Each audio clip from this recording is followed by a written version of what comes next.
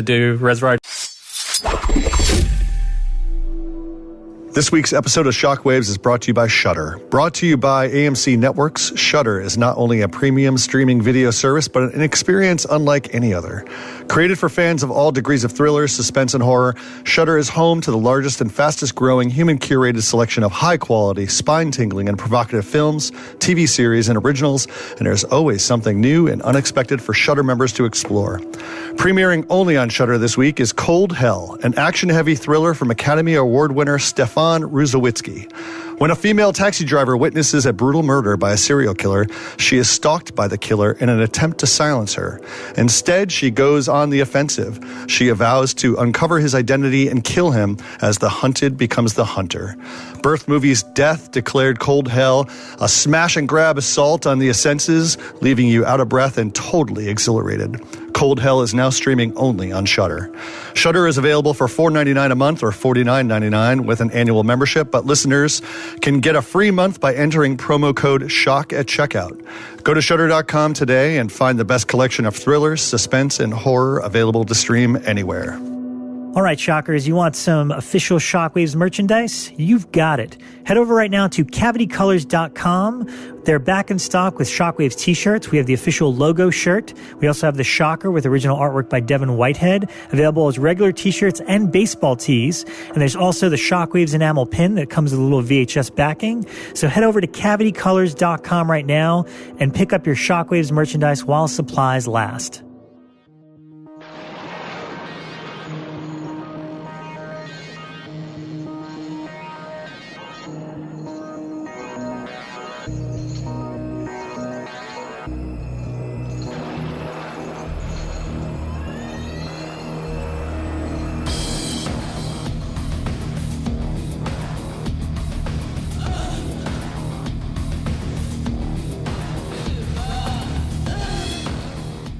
Okay, and welcome to episode number 88 of Shockwaves. I'm your host, Rob G. Sitting with me is Mr. Elric Kane. Hey, man, how's it going? Good. How are you? What's the matter? You're in the middle of drinking again. I pulled away just because I knew you were coming. I was ready for you this time. He knew you were going to say It only took me a couple of 100 episodes to get ready for this. I know, just about 200. Yep.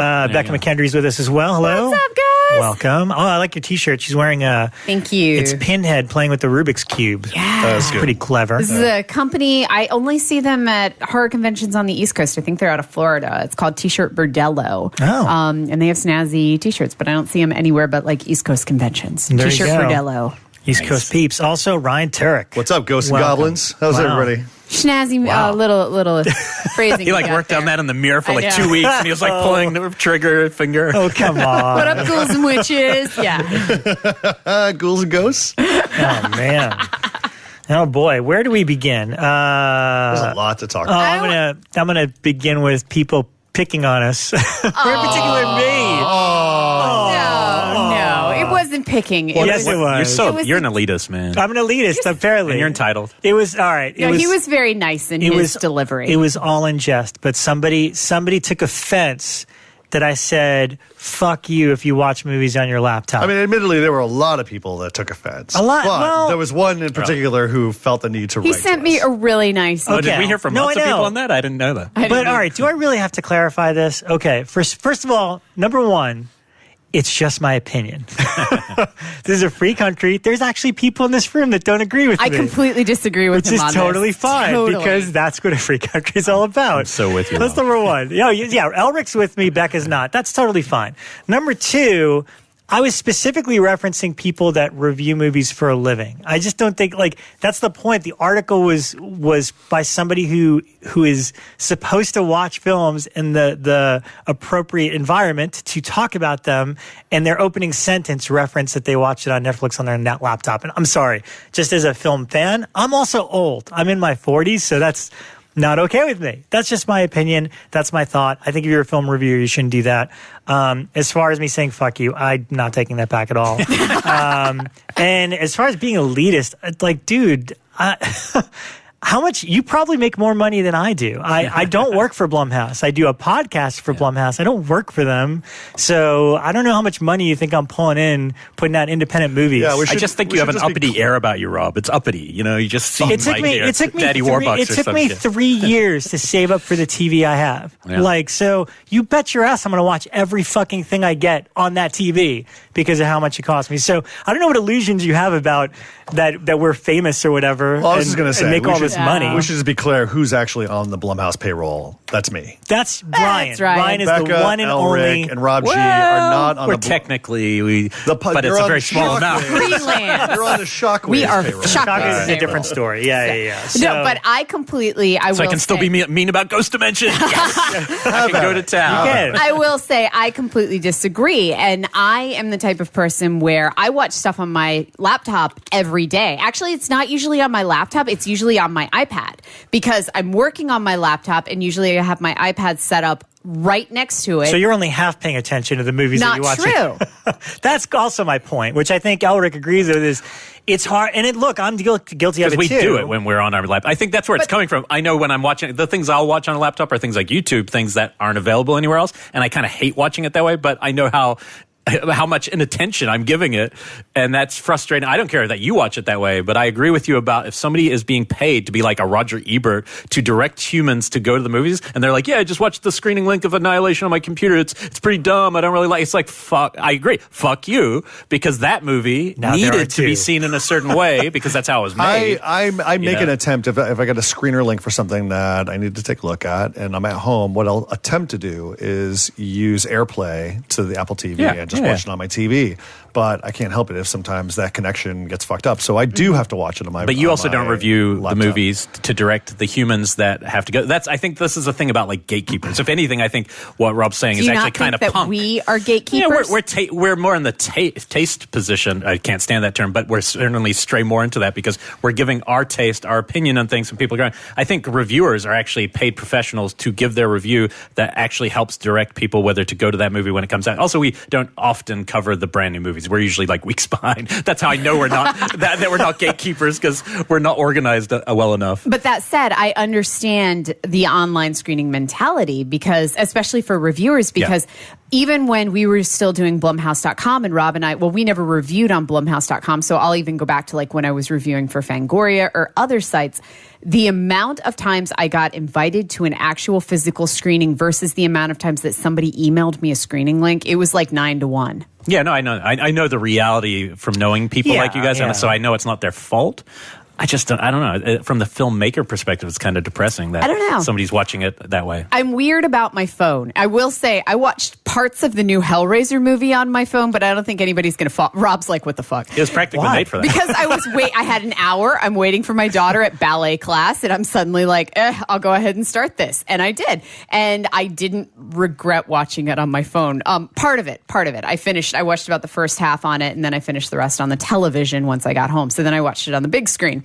But yeah, I'm hesitant about my phone unless it's certain things. Like I actually, this past week, I watched an episode of the new Netflix show Frankenstein on my phone, and it's actually got some scope to it. So I want to rewatch that on the screen because I felt like I was missing chunks of it on my phone. Should we reframe this to be like good movies should be on a screen? I guess, yeah. Shitty movies are great on your laptop. Well, I mean, if you have an iPad, I guess an iPad is a device that's for that. Yeah. You know, for because of the screen. I don't know. I think as technology gets better and there's more technology in the palm of our hand and content is being made for just that. Yeah. I mean, I feel differently when that's the case. Yeah. People, if they were making films for a phone, I mean, the bottom line is it all boils down to your attention span. Yeah. You know, I mean, like if you got to watch it on your laptop, fine. Are you being distracted by other things that are bombarding you while you watch that film? That's what I have a problem with. If you're too busy dicking around on Instagram while you're watching a movie or you're doing something else, then you're not giving that film or that filmmaker the time of day. Because I can honestly say, even with a nice home setup, I pay less attention to things on Netflix. Even if it's a good thing, I'm more likely to look at my phone, do other things than I will if I put in a Blu-ray disc and took the effort to do that, which I hardly ever do compared to watching things streamed. Yeah. Right. And so it's like, I feel like the psychology of how we buy into things now has totally changed. Yeah. And it's very bizarre. Look, at the end of the day, day, like you said. Yeah, Or at the end of the unwieldy. day, I really don't care how you watch movies, and you really shouldn't care how I watch them. Like, of all the things, I'm sorry if anyone was offended. Of 200 plus episodes of shit we've said on the show, and of all the horrible things going on in the world, is that really the thing that's bothering you? Like, I'm sorry, dude. I do think it's sorry. I do think, even though that is clearly trivial, and even the guy who emailed us was No, I clearly know it's a having joke. fun I know, with it, yeah. and was really good natured about it. I do think that it actually opens up an important discussion about how we proceed with media making, because there is the concept of trying to get people to go to the theater and continuing the scope, but then there is the idea, if the majority of people are watching it on iPads and their phones, how do you start crafting to that? Like, do you start catering the media for smaller screens, knowing that that's You the have to. capacity? Branded content, and that has to be made directly for the screen sizes and the attention spans. That's why things like Crypt TV and those kind of things make sense, because they're directly aiming. I think when David Lynch goes, "Fucking your fucking iPhone," he's talking about, like, if you're watching Lawrence Arabia on a phone, you aren't watching Lawrence Arabia. Or you're watching Dunkirk on the back on a plane on one of those small TVs. That is definitely, like, there are certain things I would never watch on, like, I will always watch Channel Zero on my television because it is just so, like, it Cinematic. feels huge, and so I want to see everything that's going into it. Yeah, and Dunkirk's just silly. Why would you do that? I saw that on the plane. Oh man, I don't think I'd want to be on a plane watching that. I think It doesn't feel like a good I'd be scared movie. we're going Tom Hardy on there. No thanks. Anyway, well, glad we got that out of the way. Your network rant. Yes. Great. You're not an animal. You're a human being. I'm a human. That is all. That's Sorry. often, man. Sorry. No. Well, I'm going to kick off with what I did this week before we dive into movies, just because the first thing I was going to talk about is not a movie. So I went to Disneyland yesterday, With your guys. kid, it was magical I watching know. vicariously. I know. Your daughter enjoyed Disneyland for the first time. Oh my god! So she was just like insane. Like, she was out of her mind the entire time. Where as soon as we get in the park, she's like, "Oh my god, it's Mickey!" And then she just lost it, and it just kept getting more and more elevated the entire day to squeals, just squeals when she sees Alice over there and things like that. But we ended up riding the Haunted Mansion ride 3 times, which was amazing. Because it's the best thing. It is the best thing. It is. And what's weird is we got, my daughter goes to Catholic school. Not because we're Catholic, but it's just a good school in the area. And so this morning we roll into school, and the priest comes up to Marnie first thing and asks, because he knew that she was going to be out yesterday for her birthday to go to Disney World. And he was immediately like, "So what was your favorite ride?" And she goes, "The Haunted Mansion." And he was like, "Mine too." And I was like, "That's awesome." I thought he was going to be like eternal damage I on your soul. Well, I felt bad because, like, I can't lie to a priest about why she's missing school, even though I'm not Catholic. I feel bad about that, so I couldn't say, like, she has a doctor's appointment. So I was just blatant. It's a celebration of the afterlife. Yeah, it's her birthday. We're going to Disneyland. But anyway, so I rode the Haunted Mansion ride 3 times, which gave me lots of time to contemplate just the lasting power of it and the characters in there. Like, people actually know the characters on the mansion ride, where you've got the grim grinning ghost and the 3 hitchhikers and the bride. And I could not think of another ride like that, where it only exists as a theme park ride, but it is infused in the culture enough that it's kind of become iconic. Where the And an Eddie characters, Murphy movie, right? but even those characters Yeah, I've never weren't seen really it. in there. I don't know. I never saw it. They kind of touched on it, but it Okay. wasn't submerged. Well, Pirates. in the I think mythos. Pirates is similar. Pirates is scarier. Is a scarier ride. Like, for young people, I think it's the uncanny because those things look so real. Yeah. My youngest, he couldn't do that, even though he could do the Haunted Mansion. When he did, he was so freaked out by it. Now, And did it's you long go? and dark, The know? other one that Marnie screamed on, and then she was like, "I love it. I want to go again." Was Snow White's spooky. Snow White's Spooky Trip or Snow White's Spooky Adventure actually has a jump scare in it. There's this one where you see the witch, or you see the queen, and she's looking into a mirror, and then right as it's like one of those little buggies, right as it gets close, the entire model spins really fast, and it's the witch, and she's pointing at you.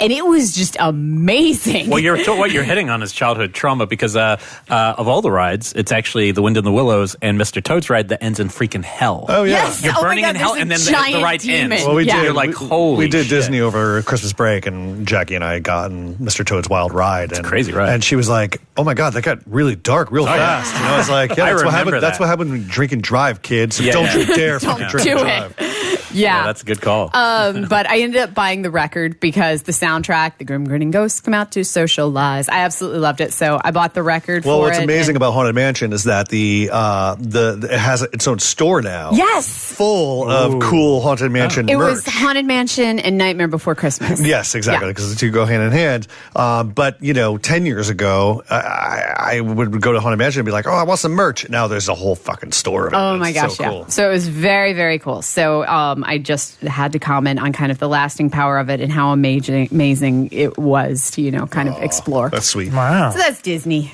Well, Ryan went to South by Southwest. South by Southwest, man. Give us the goods, man. South I'm going by to take my Southwest. cans off the second he says Hereditary. Oh, shush. I know you don't want any I spoilers. don't wanna hear anything. All right, so what do you guys want? What do you guys want to know?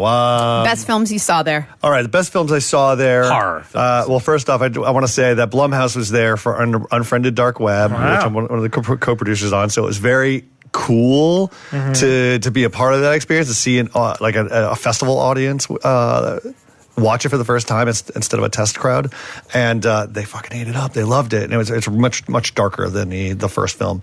Then we had Upgrade by Lee Wanell, which is basically our first sci-fi action movie, and it's pretty badass. I'd never seen it. I had not seen it because Lee was working on it in post down the hall, and he'd just be like, "See it with the crowd. See it with the crowd." I'm like, Lee, anytime you need to know, see it with the crowd. And then I finally saw it with the crowd, and was just rewarded in many ways. It's very bloody. Feels very 80s-esque. It's super cool. Beyond the Blumhouse plugs. So I saw a mixed bag of a lot of stuff, both comedies, dramas, and horror. But I think my top two picks would have to be A Quiet Place and Hereditary. And listen, easy done. Let's move on. Listen, Quiet Place by John Krasinski, stars Krasinski and Emily Blunt. This movie is it is a pure jump scare-a-thon monster movie, pure monster movie. And I just love the fact that husband and wife just kind of got together to make a monster movie. And Krasinski came up ahead of, before the screening, and he was like, I just want to thank my wife for saying yes to this. That's cool. But it's very, very, very cool. It looks like when I see the trailer, I keep thinking, oh, it looks like it comes at night, but with like payoff. Like it looks like it'll give you the setup and payoff. You know what? Yeah, it could be retitled It Comes at Night because there are actually things that come at night. Exactly. But it's very well done. The creature effects are really well, really effective, and the design is cool.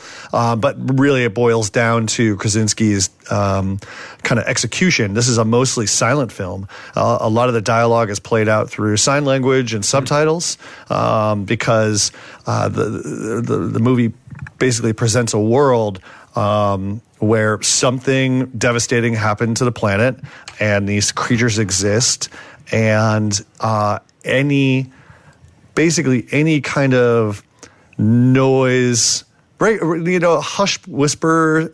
I would say a hushed whisper and above will set these things off and have them come tearing ass after you. Cool. And so everybody's got to be quiet.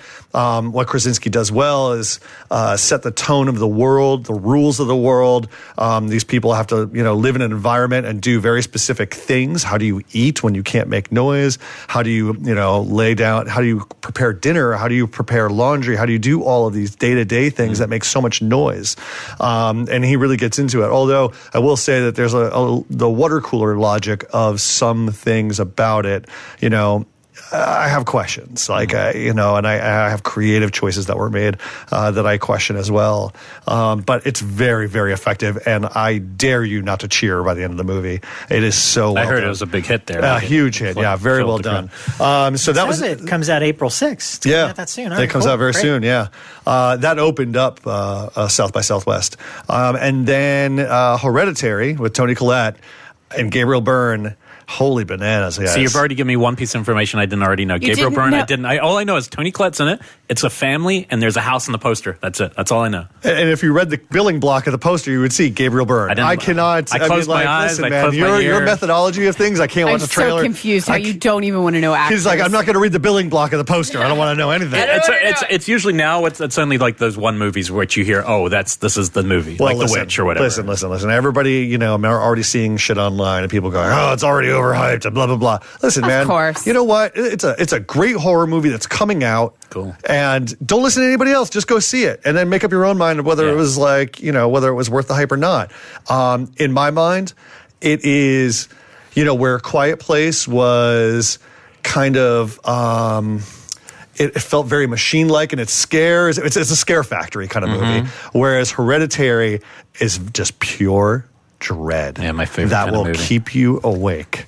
Like I was in bed and I was like thinking about some of the images that they introduced me to, and I was deeply disturbed. Is this somebody who had made a film before or first film? He had done a series of shorts. Yeah, this is his first feature film. Okay. He had done a series of shorts, developed at A24, and made a really effective debut.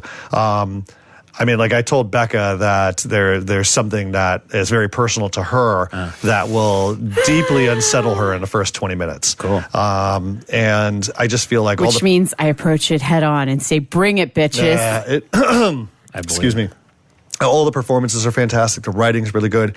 It is very much an art house horror movie, but this one actually delivers the goods. It keeps you thinking. It throws twists at you. It is very, very warped. And it's a little bit of a slow burn in the middle, but it picks up steam at the very end. And holy cow, man, it is. Where is it going to fall in my top 10 of the year? It'll probably, three? unless Halloween makes you number one, which it should, then Hereditary will probably be number two. Okay, so it's going to be high. It'll be very high up. All right. And it'll be very high up on my list too. I mean, like, I am very, very anxious to see this film again and kind of dig into its many layers. It's very much a film about family grief and sickness. And at the core of that is already highly disturbing. And a lot of the themes that they're exploring, and Toni Collette gives an amazing performance. And then once you add this genre layer that will feel very familiar to horror fans, but it's done in a way that it works so beautifully in line with the family themes. What's the date on that? Is there one? Is that summer? It's sometime this summer, I think. Okay, so we got a little way to wait. Yeah. More trailers I have to painfully sit through. Man, it is. June 8th, it's apparently. June 8th? Okay, yeah. And then really quick, a couple of other things that I saw. I saw Owen Edgerton's Bloodfest, which is, as he kept telling people, he's like, it's about Ryan. And he goes to a horror camp out thing, but it turns out to be real. And I'm like, oh yeah, I can relate. It's a lot of fun. I found it to be very, very fun and highly reverent of the genre. And Owen himself is in it, playing this kind of. I saw someone tweet out he plays like a Willy Wonka of horror, but he's like the mastermind of this kind of experiential horror thing that all these fans come out to, and then it kind of gets a little cabin in the woodsy. Very fun. Nice. I saw Ghost Stories. I'm looking forward to that. We're going to see that in Chattanooga. Yeah, Jeremy cool. Dyson and Andy Nyman. This one I'm still processing. Okay. It's very anthology-like in its structure. It looked like a series. It looked like a TV show. Yeah, it's based on a stage play, apparently, a series of stage plays, but they blended them all together. I just got the new Rue Morgue that covers this, so I want to see how this thing came about. But it's all it's three stories and then a wraparound, but they all tie together in some very dramatic way. I'm still processing. I don't know what to think of it yet because I see a lot of people talking about how scary it is, and it didn't affect me as greatly as it did, but I certainly appreciated a lot of the imagery that they threw in there and some of the bold narrative risks that they took. So I really like that. Well, post Chattanooga, we could all discuss. Yeah, let's talk. And I'm going to see if I can get another screening in just so I can watch it. And then did you see The Ranger? The Ranger played the night I left. Okay, so I missed that. The Just Ranger. looked like a throwback kind of 80s. Yeah. And I love Jen Wexler. Yeah, we've played multiple festivals together, and I always loved her shorts. And then the other thing I saw that was kind of genre is called Perfect. By Eddie Alcazar, and this thing is it's not my speed. It's not. I mean, I ran into Sam Zimmerman. He was just like, "Did you see Perfect?" I'm like, "Yeah, you know me. I'm not, this kind of like crazy abstract shit." And he goes, I loved it. Which means Elric, because usually Elric and Sam. Quite a lot of the time. Yeah, you guys Occasionally jive he'll a lot. go one step over where I would go. It's Occasionally. This is it's mostly voiceover. The entire movie is mostly voiceover from different perspectives, but it's about this young man who kills his girlfriend, and his mom puts him up in this kind of medical clinic to get help. But there's very abstract methods to making him better, and it gets very dreamlike and nightmarish, and I don't know, man. That just wasn't my thing. So Cool. yeah, that's Southwest. Nice. I had one that tied into last week's episode. Yeah, hit us. The Strangers Pray at Night. Ooh. Nice. Saw that in the theater, and it was one of the first films in a while I've seen with like the real crowd those movies are intended for. Like it was like 10 o'clock at night on a Friday night, and everyone there was under 17. I'd say entire packed audience except me and Dick. We're just looking at each other like, all right, let's do this. I'm way mixed on this movie. There are things about this movie that I love. I love the zooms. I love the style. I love pretty much, and this isn't just because we had him on our show. I think he's doing a really good job directing this film. I think that's the fun part of this movie. I had so many. This one's really hard without being a spoiler kind of conversation because my issues with the film are all plot points and things that happen. I think it's one of my least favorite final girls of all time. I think totally undeserving, like one of those characters. You know, when you're watching a character become a character, I'm just sitting there going, I'd happily you to have died in the first 2 seconds of this movie. Like nothing there, but the Christine references are freaking rad. Like the way the film, like the kind of balls on it at times are really fun. That's the entertaining. It has a scene. My problem with it is, and it's always more frustrating, a great film or a bad film. What's sometimes most frustrating is a movie that does something almost perfectly and then blows it. And there's a sequence in here, like I was ready to turn to, and it's been referenced online, so I won't give anything away, but there's a pool sequence where I literally felt like it was close to being my favorite sequence of the year. And I was like, this is so good. And then it ends that sequence in a way that is so wimpy to me and so narratively weak that I was like, like it literally hurt me as a film goer. And so it's like and so I felt like this movie had so many push and pulls in that way. And it undoes a lot of things. You can't undo something from an original film. So I wouldn't say that, but it kind of messes with that, you know, not mythology, but characters and what happens to them in a way that at times I didn't love, but it was the perfect movie to see in a theater like this at night and have fun. So I'm way torn. Like I think on a style level, it's awesome. On some of the choices, on the storytelling choice, maybe it's a script level, I found myself in pain at times, frustrated, like wanting to yell at the screen, no, don't. Right, don't show that, you know. But it was still better than not going. You know what I mean? Like it was still like, hey, when's the last time I got a slasher film? I was still feeling like, hey, this was fun. Yeah, I haven't seen it yet. I really want to because I like the first one, but everything I've heard about this is like kind of like it checks all my boxes. I think was it Brian Collins or somebody who's like it's like they cut right from Strangers to Strangers 7. And I'm like, that sounds cool to me. Like, I kind of want to see part 7. The problem is the two people in the first one are so well set up that even though they could be doing dislikable things, I like and root for them. I really did not like anyone except the son. I think he was really good. I didn't like them, and I found them kind of like it was almost like fingernails on a chalkboard. And when that's the setup, you're like it's a little forced, like their interactions with each other and stuff. So that might change, but it's still got some pretty awesome things. And I feel like he's channeling the one bad guy with the sack. Yeah. And I feel like he's totally Decker in this. I feel like he's way more Nightbreed than anything else, which is kind of fun. Did he ask if he had a gun? You know, I won't even go. There's a lot of stuff in there that's. Wow. I'm very eager to see it again because I mean, like I saw it with a preview crowd like a few nighs before it opened, and I had a blast with it. But I really want to see it again just now, like because I really like The Strangers, you know, as an original movie. But I also I love my slasher movies. Did you rewatch the first one before you saw the new one? I did. I saw it the Monday before. And is there much of a disconnect tonally? Yes. Yeah. I think so. So they feel like two different movies. It feels like two different movies.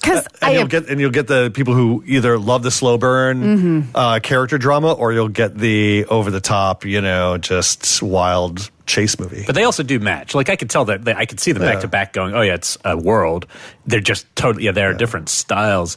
The weirdest reaction I had, and this is something that might be kind of like the opposite of what a lot of people, I've been reading a lot of people going, oh, it's so fun because it's not nihilistic like the original. I feel completely other way. I feel like the first one, because it takes its material seriously, is not nihilistic because, I mean, it's dark and bleak, but it's like, you actually are invested. I feel like it's actually nihilistic to make something where the world is total bullshit and you're just watching the violence. And so I'm kind of torn on that with it, but it's fun. I guarantee you'll have fun. What were we saying about Okay. I was going to say, like, the first one, though I appreciate it, it's not a fun film for me, and it's nothing that I would ever return to. And I can't say it's something that I enjoy. I just appreciate kind of what it did.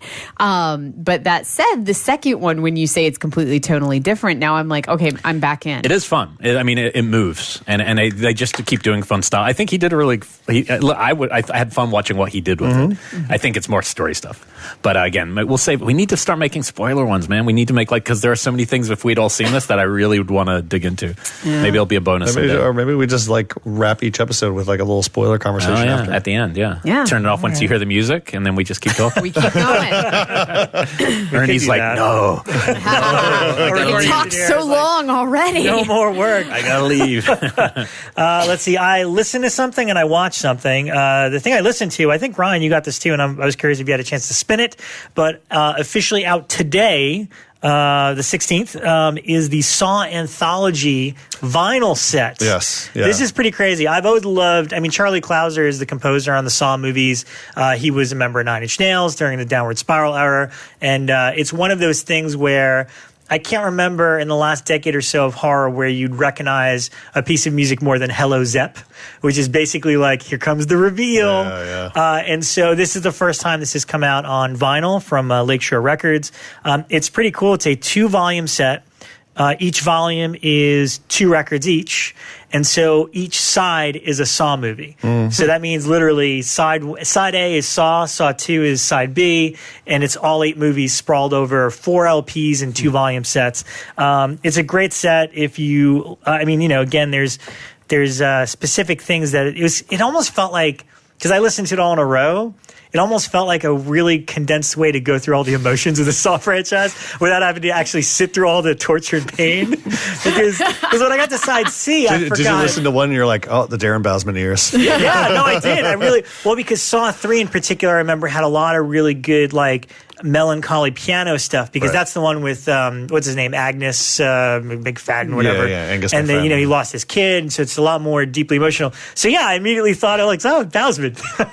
It was the Bousman movie. Amazing. And so I thought it's. Look, if you love, if you collect vinyl like we do, and a lot of our listeners do at this point. Did you get the Strangers Season 2 record?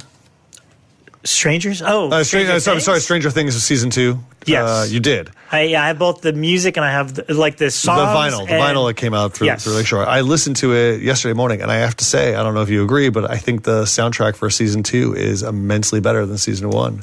It's pretty good. And I don't know, I think I just like, there's an evolved sound to it. Yeah, the music's good. Cool themes that I really like. My one beef, which is actually silly, is that they don't include the theme song, because they used it in part 1. But it's almost like a thing, like if you do multiple seasons as a soundtrack, you kind of always start out with the theme song again, just so you know, I don't know. Yeah. But no, it is a great record set. SAW comes out today when you listen to this. It's available exclusively through FYE in the US and HMV in the UK. And also, not really horror, but it was between The Strangers 2. Me and the guys got together last night. We went to Discount Theater, and it was between The Strangers 2 and Death Wish. And we saw Death Wish. The new one. The new one. I totally forgot about that, Eli. And we went to see the Eli Roth Death Wish. I'm going to bet you chose wrong, but let's see. We may have. We may have chosen wrong. No, you know what? Look, because everyone, of course, immediately shit on it, the expectation was as low as it could possibly get. And I love the Death Wish movies. And let's be honest, the sequels in particular, like, you can't get much crazier than 3, and you can't get much worse than 4 and 5, although I appreciate all of them. Or grosser than 2. Or grosser, 2 is just the dirtiest, much grosser than 2. This movie it's fine, but that's what I mean. Like, I want that on the poster. No, it's Fine. It's just fine. It needs an emoji next to it. No, let me be more serious. Is it really possible to remake Death Wish? That's the thing. It's not because because we've already had that vigilante a million times. There's been a million vigilante movies, and so Eli Roth does a fine job directing it. Yeah. Bruce Willis is asleep at the wheel, except when he comes alive to do violence. We literally were laughing out loud when he literally says lines like, "But I'm so excited." Literally, while half asleep, and you're like, "Come on, Bruce, why? You've got enough money, don't do it." I really wonder if it was a directing choice because I can't. No, because we've heard from guests that Bruce is that bad. No, we've heard all, and we won't say the name on the show. Oh, well, it might have even been off record. Off record. I'm saying that, we won't say, but we've heard things that he doesn't try unless he's with directors. He doesn't try. He doesn't really even show up. I remember that. Yeah. Unless you kind of yell at him right off the bat, or he respects show you. that you're not afraid of him. Apparently, if you're Wes Anderson and he's excited to be in your film, he's going to bring his goods, and that's such a bummer. Well, and so I mean, it's the traditional vigilante movie. Nothing really makes a Death Wish other than his name is Paul Kersey. Which is, but the other thing is he's a surgeon. He's like a doctor, surgeon in this. And it's literally, Jump the shark with the career choice. Well, Joe Carnahan wrote it. Right. And the only reason is because there's one scene where his knowledge of anatomy comes into play with torture. So it's the only reason. That feels like a studio note. But if Carnahan had directed it, he would have cast something totally different, I'm sure. Probably. Keep in mind, the movie's gone through development hell for a very long time. The big bad wolves, the Israeli guys, Yeah, and I see why they... It's just there's no good way to remake it. But that's because, let me put it this way. What you remember about the originals, and especially in 2 and 3, is it gets so graphically horrific what happens, and it doesn't go that far. Yeah. And that's the interesting thing to me is I think Eli, who I actually like most of his movies, not all, but I like the majority of his movies, but I think he is a diehard fan of exploitation movies, and yet he has this thing. He wants to make commercially accessible movies. And so you can make a cannibal movie, but you're not going to go as far as the cannibal movies by doing animal violence and actually, you know what I mean? It's still got a commercial level to it. You're not going to do the, which they don't. And it's hard to say I'm disappointed because when the violent act that sets everything up, you don't want it to happen. You're like, oh God, I don't want. Maybe they should have changed the setup, that feels like a product of movies of the time. Yeah. I think that if you put that into a film now, well, it's also the question of what is exploitation now versus what was exploitation when Death Wish came out. Pretty different. Because what we see as exploitation now is things like Cell Block 99, which I think Marvel movies are what are exploiting the modern era. But I think that our definition of exploitation has changed significantly, and that would make kind of what Death Wish was at its core hard to recreate. Well, and rape and violence on screen is an interesting thing because I had the same problem with Lovely Bones. What the problem with Lovely Bones is if you read the book, it's utterly vile and disturbing what happens to them, and it shakes you to your core as you read it. And it's what drives the plot. It's what drives the thing forward. And then if the movie comes out and it's more or less glossed over, you're like, well, what are the stakes now? It's same with Death Wish. That stuff is ugly, spit in your grave. These things are ugly, but if they're shown in a real and ugly way, well, that's real life, and it should be ugly, and it should be awful, and I should feel like Irreversible. I always tell people, the reason that's so good, even if you never want to watch it again, is because there's not a man on earth who could want to do something awful like that watching that, because it brings it home. And I think that's important if you're going to drive a whole narrative about a guy trying to get revenge. Whereas if you gloss over, it's like, oh yeah, she's probably attacking it. You're just like, come on, man, you got to deliver that. It's tough. I know people don't want to watch it.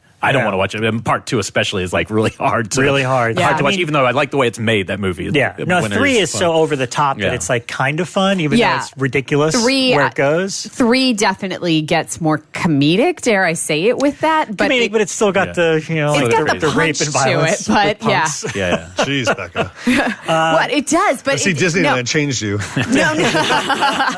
No, I mean 3, I don't want to call it comedic, but it does have these notes where by this time they've done it twice, and so they can't keep with the same violent. And so it does have this kind of more like self-aware, dare I say self-aware with a rape revenge film, but it does get there. He does break Which like one's a the bazooka Crackdown? out. 4? No, 3. 4. Oh, 4 is no, Crackdown. 3, yeah.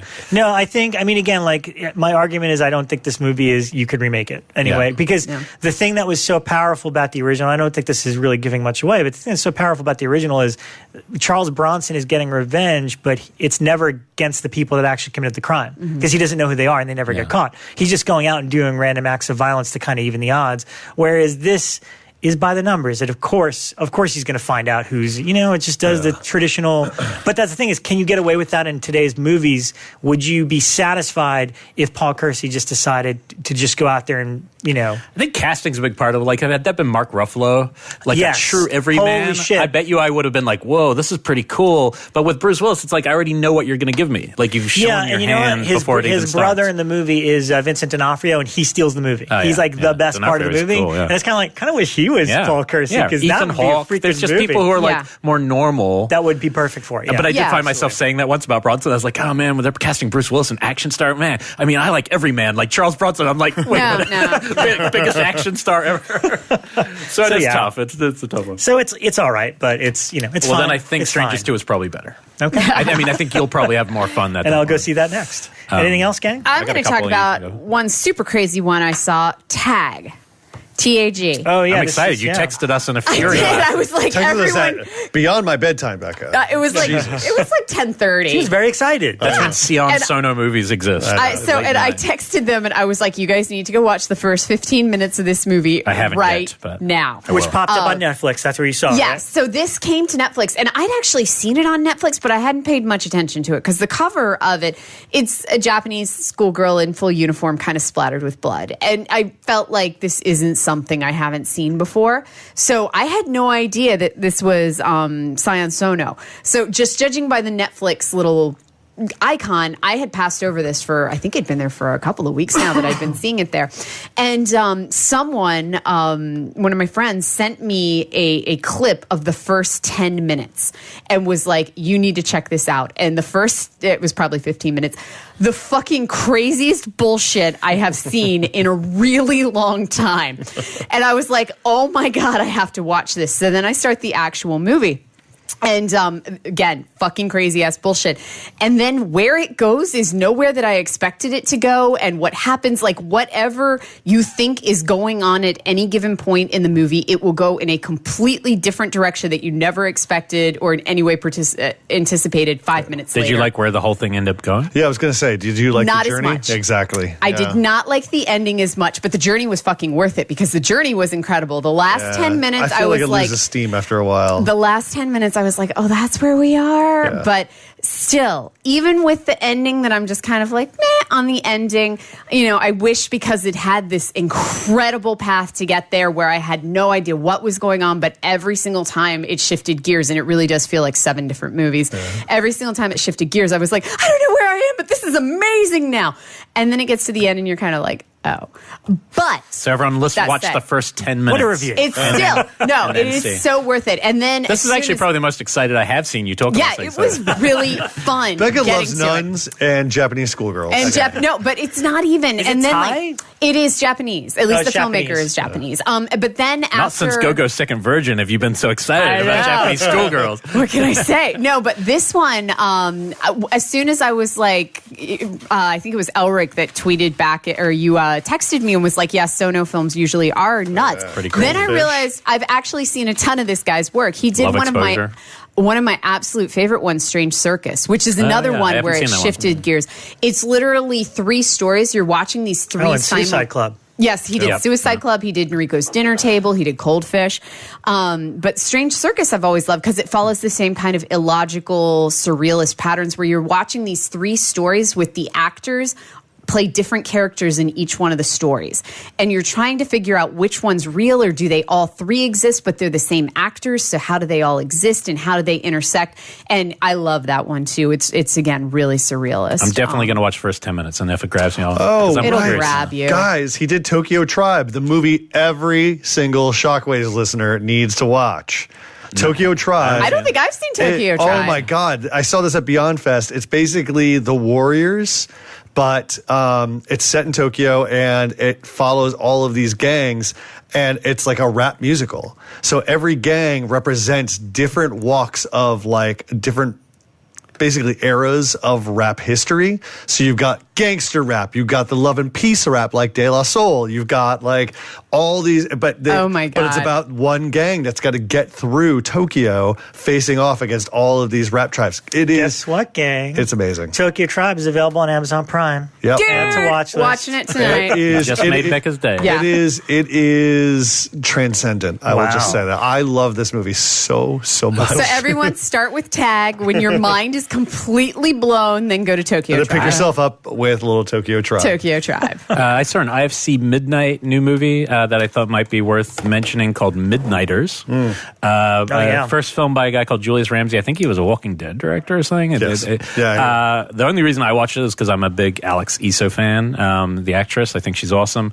I thought the film was just a touch near. It's basically a couple. It starts on New Year's Eve, and she looks kind of sad and goes outside to talk to her boyfriend. They go home. They run over a guy, and they try, take the body home because they're trying to deal with it. This is all the first few minutes, so it's kind of the setup. And then you realize, oh, maybe there's something else that they realize the guy was headed to their house. So there's some bigger thing. And so I was hoping for like a kind of a horror, spooky kind of thing because of the way it's marketed, and it's definitely much more of a thriller and one that you feel like you've seen many times before. More characters come in, a sister character, and it just keeps on going in the thing. So I can't highly recommend this one by any means, but it is. I think Alex Iso was really good in it again. I think she's still stretching. It's nice to see her get like it has a lot of meat to what she gets to do in this. It's pretty violent. It definitely is dark. It just didn't. It's not really my bag. But if worth mentioning if somebody's looking for that kind of movie. Cool. This was on VOD? Yeah, that one I actually paid for. It's like an IFC Midnight. I like to support the ones blindly occasionally. You're not elitist and get everything for free? No, I don't. Believe it or not. Oh my God! I probably get the least free out of all of us. Jesus. I will happily say that I've turned around on Silver Bullet. Oh, good. Yeah, I think excellent. That's a fun movie. I just ordered that umbrella. Did you? Blu-ray. I got the Blu-ray, and Silver Bullet was always one of those movies. I didn't see it at the theater. In fact, I distinctly remember my dad bringing me out to the cinema that night, and he pulled out the newspaper and he went, "Do you want to see Commando or do you want to see Silver Bullet?" And I said, "Man, that's a tough choice." But I think I was super young. I was like 9, and I think I said to him, "I was like, I'm not in the mood for werewolves tonight. I want to see some Commando." Wow. And I mean, listen, Commando is still the right Commando choice. is still the right choice. But I saw Silver Bullet on home video, and I wasn't impressed by it. There was some tone to it that I didn't like. I thought it was almost too lighthearted because Cycle of the Werewolf was the very first book, Stephen King book I ever picked up. So I was a little disappointed by knowing where the source material came from. And we watched the Blu-ray, and it was like, okay, there's still some pleasant. I think there's some creepy stuff. I think Ever McGill's weird, and Gary Busey's performance is weird. And God, Gary Busey is on a completely different plane. The thing that really bogs it down is the awful werewolf design. I mean, like that werewolf design is just like when they show. When I was young, I found it scary. So I haven't really? seen it. You haven't seen it. He's got When I those was a kind little of kid, goofy eyes, and then they show him walking around, and we're used to like seeing werewolves with the kind of like the jointed legs, and this one's just walking around like he's got slippers on. He's just like. I got to watch. I haven't watched the Blu-ray Ever so it's been a McGill. long time. Yeah, Ever McGill. That's why I won that round of trivia. But what I love about it is just it captures that Stephen King Americana tone. There's the girl that he likes, and then her dirtbag father, and everybody's got stories. The one thing that CR and I were like, ooh, harsh, is when in the beginning the girl sees the woman having an argument with her boyfriend that she's clearly having an affair with, some guy she's having an affair with, and he's like, "It's not my baby, you take care of it, I'm out." And we're like, ooh, shit, man. Cut to her in her bedroom alone, and she's like, suicides go to hell, especially when they're pregnant. And we're like, Jesus Christ, this guy's got fucking harsh. That's dark. And then a werewolf comes and kills her. So she got out. Yeah. She got out easy. She got out easy, yeah. But it's a really enjoyable Stephen King adaptation. I do really believe, maybe it's us, maybe it's not, maybe it's somebody else, but I really think we need a proper Cycle of the Werewolf adaptation. Well, Coscarelli, I think he talked about it when he was on, was supposed to do it, and they just didn't give a shit to get take Stephen King's advice on anything script-wise. I'm like, come on, it's Stephen King.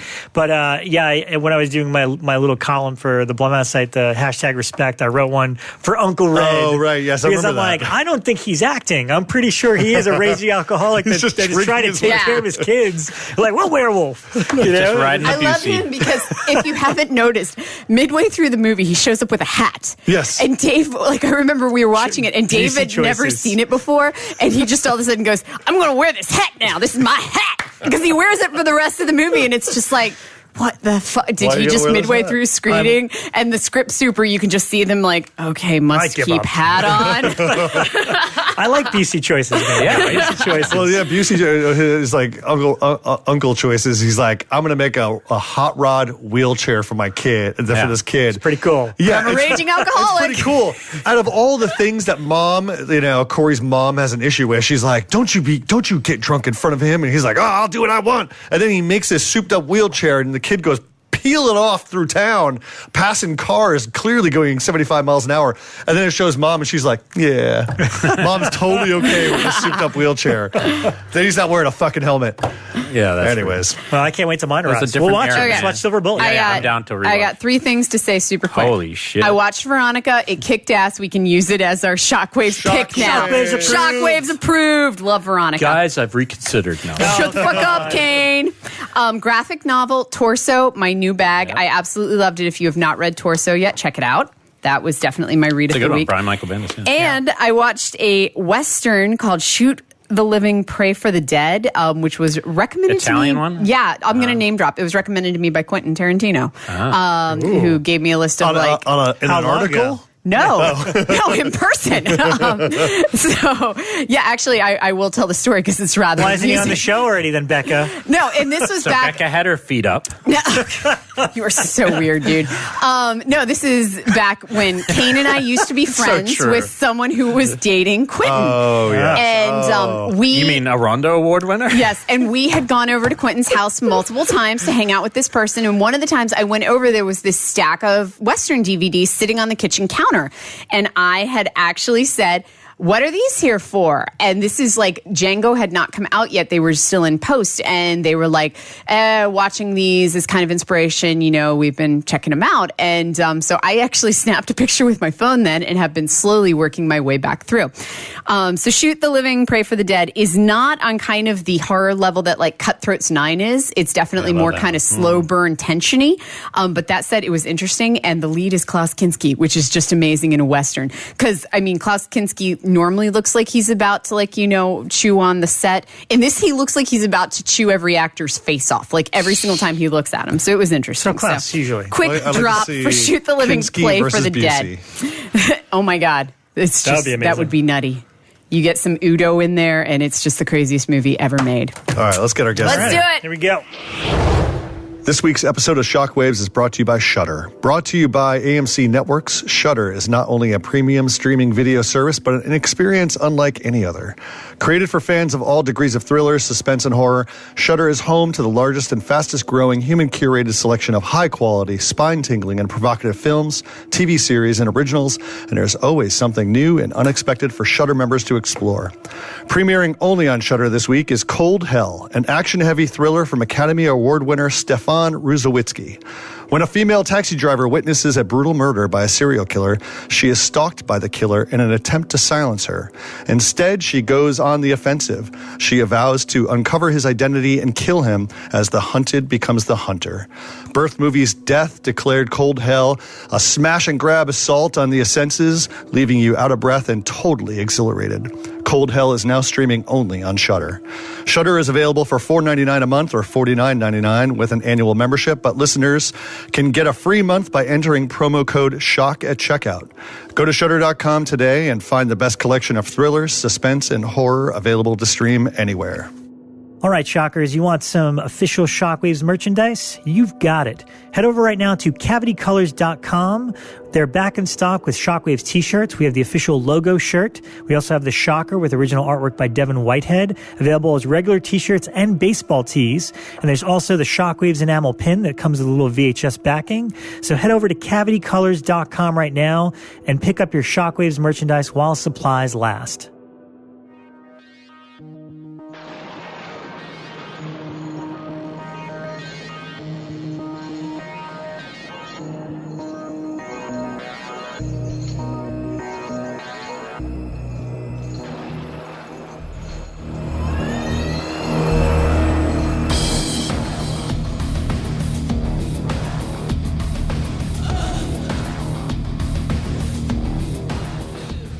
Okay, and welcome back to the show. This is very exciting. We say that a lot. This is very exciting. But this is actually an idea that Elric had come up with a while back. The idea of bringing back one of our friends that's kind of an up-and-coming filmmaker, or a filmmaker now, and that with pairing them with somebody that we respect that hasn't been on the show, that we can get a kind of a different insight into the filmmaking process from two different angles, especially since you guys are working with each other now. So welcome back to the show, Mr. Jackson Stewart. Hello. Thank you for having me back. The director of Beyond the Gates. And Indeed. We're about to find out something else momentarily. Yeah, well... But before we get there, I can't keep this guy waiting. Also, somebody we've wanted on the show forever. I know We've Elric's talked excited. about this guy going back to Killer POV about how we wanted him on the show. We're going to shunt tonight. So here, welcome Brian Yuzna is with us. Welcome. Hi. How are you, sir? Abandon all hope ye who enter. That's the reference, right? Yeah. I guess you've read something. I just see it clearly. Yeah, Really thanks. well. Thank you for joining us on the show. I mean, it's been really fun.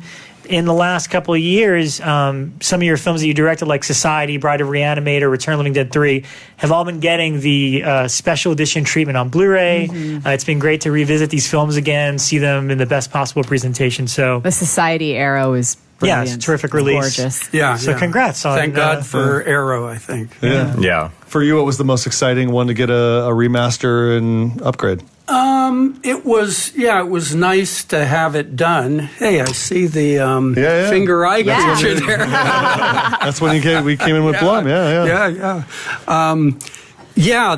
That's great because it was a movie that Which one? Society was very. Yeah. I mean, I was so sure it was going to be #1 on the Variety weekly box office. This is how stupid I was. I totally disengaged from reality. I just knew it was going to be such a hit. And then even my friends, when they saw it, kind of acted like, it's okay. So it was kind of shocking. It got terrible, kind of scathing reviews, except it did work really well in UK and France. I was going to say, Elric will tell Places you like you are that. huge in New Zealand. Well, yeah, because growing up, I always tell people there's no difference between that and RE-ANIMATOR. They sat on the same place on the shelf, and they were rented equally, so I just thought they're equal movies, and Society pushes it even further. But I met you a while back and was like before Society was announced, and I remember I was really interested in like why it was so hard, so unavailable, and I can't even really recall. So I guess I'm curious again, like what happened to Society after that period? Oh well, I didn't own the movie until the early 2000s, and if you make movies and you don't own them, they have to be on the shelf. Figuratively speaking, for them to exist. So you don't have any control, which is the reason you should own something of a movie. So Society was not something I could control. But when I did get it, then I was able to try to kind of, churn it a little bit and get it out there. But it also just had to do with the audience. In the UK, it was a real movie. Yeah. It was a real thing, and it got a lot of attention. But, of course, this is pre-internet time, so you wouldn't know it. I wonder if people couldn't get past the gore, and they couldn't even get to the satire because they couldn't see past what they're watching. I'm not sure, and I also think that sometimes independent movies travel better because foreign audiences tend to be more forgiving for the weaknesses in the movie because they don't recognize it as weakness. They think it's American. So in the Dudley same Warlock is just American. Well, it's in the same way when we watched J-horror back in that day. You would look and you'd say, why is she doing that? That's stupid. Oh, it must and then just your be friend would Japanese. say, no, it's Japanese. No, it's not Japanese. It's actually really stupid. So I think that there's some of that goes on with independent, low-budget type movies, is that when you do have maybe some dicey acting or, something that isn't maybe, up to snuff, foreign, first of all, they'll dub them with, like, major actors. Yeah. So now you have real high-quality performances where maybe you didn't before. And I think in this country also, right now, there's a lot of forgiveness for the 80s. Yeah, that's true. So you look back definitely. 30 years and you go, God, that's kind of awkward scene, isn't it? No, it's the 80s. Microwave Massacre. That's all. Everyone was So over great. there. Microwave Massacre, guys. Oh, yeah. It's fantastical. But with Society, like one of my friends a couple of years ago for my birthday gave me the Italian Society poster, which it's a little The strange. horror. Yeah. Society, the horror. And it's got the psycho house up at the top, and then it's got these three women that kind of look like they're in a slasher, and then the fourth woman down at the bottom is pulling her own face off. And I don't know what those have to do with each other, but it's a great poster.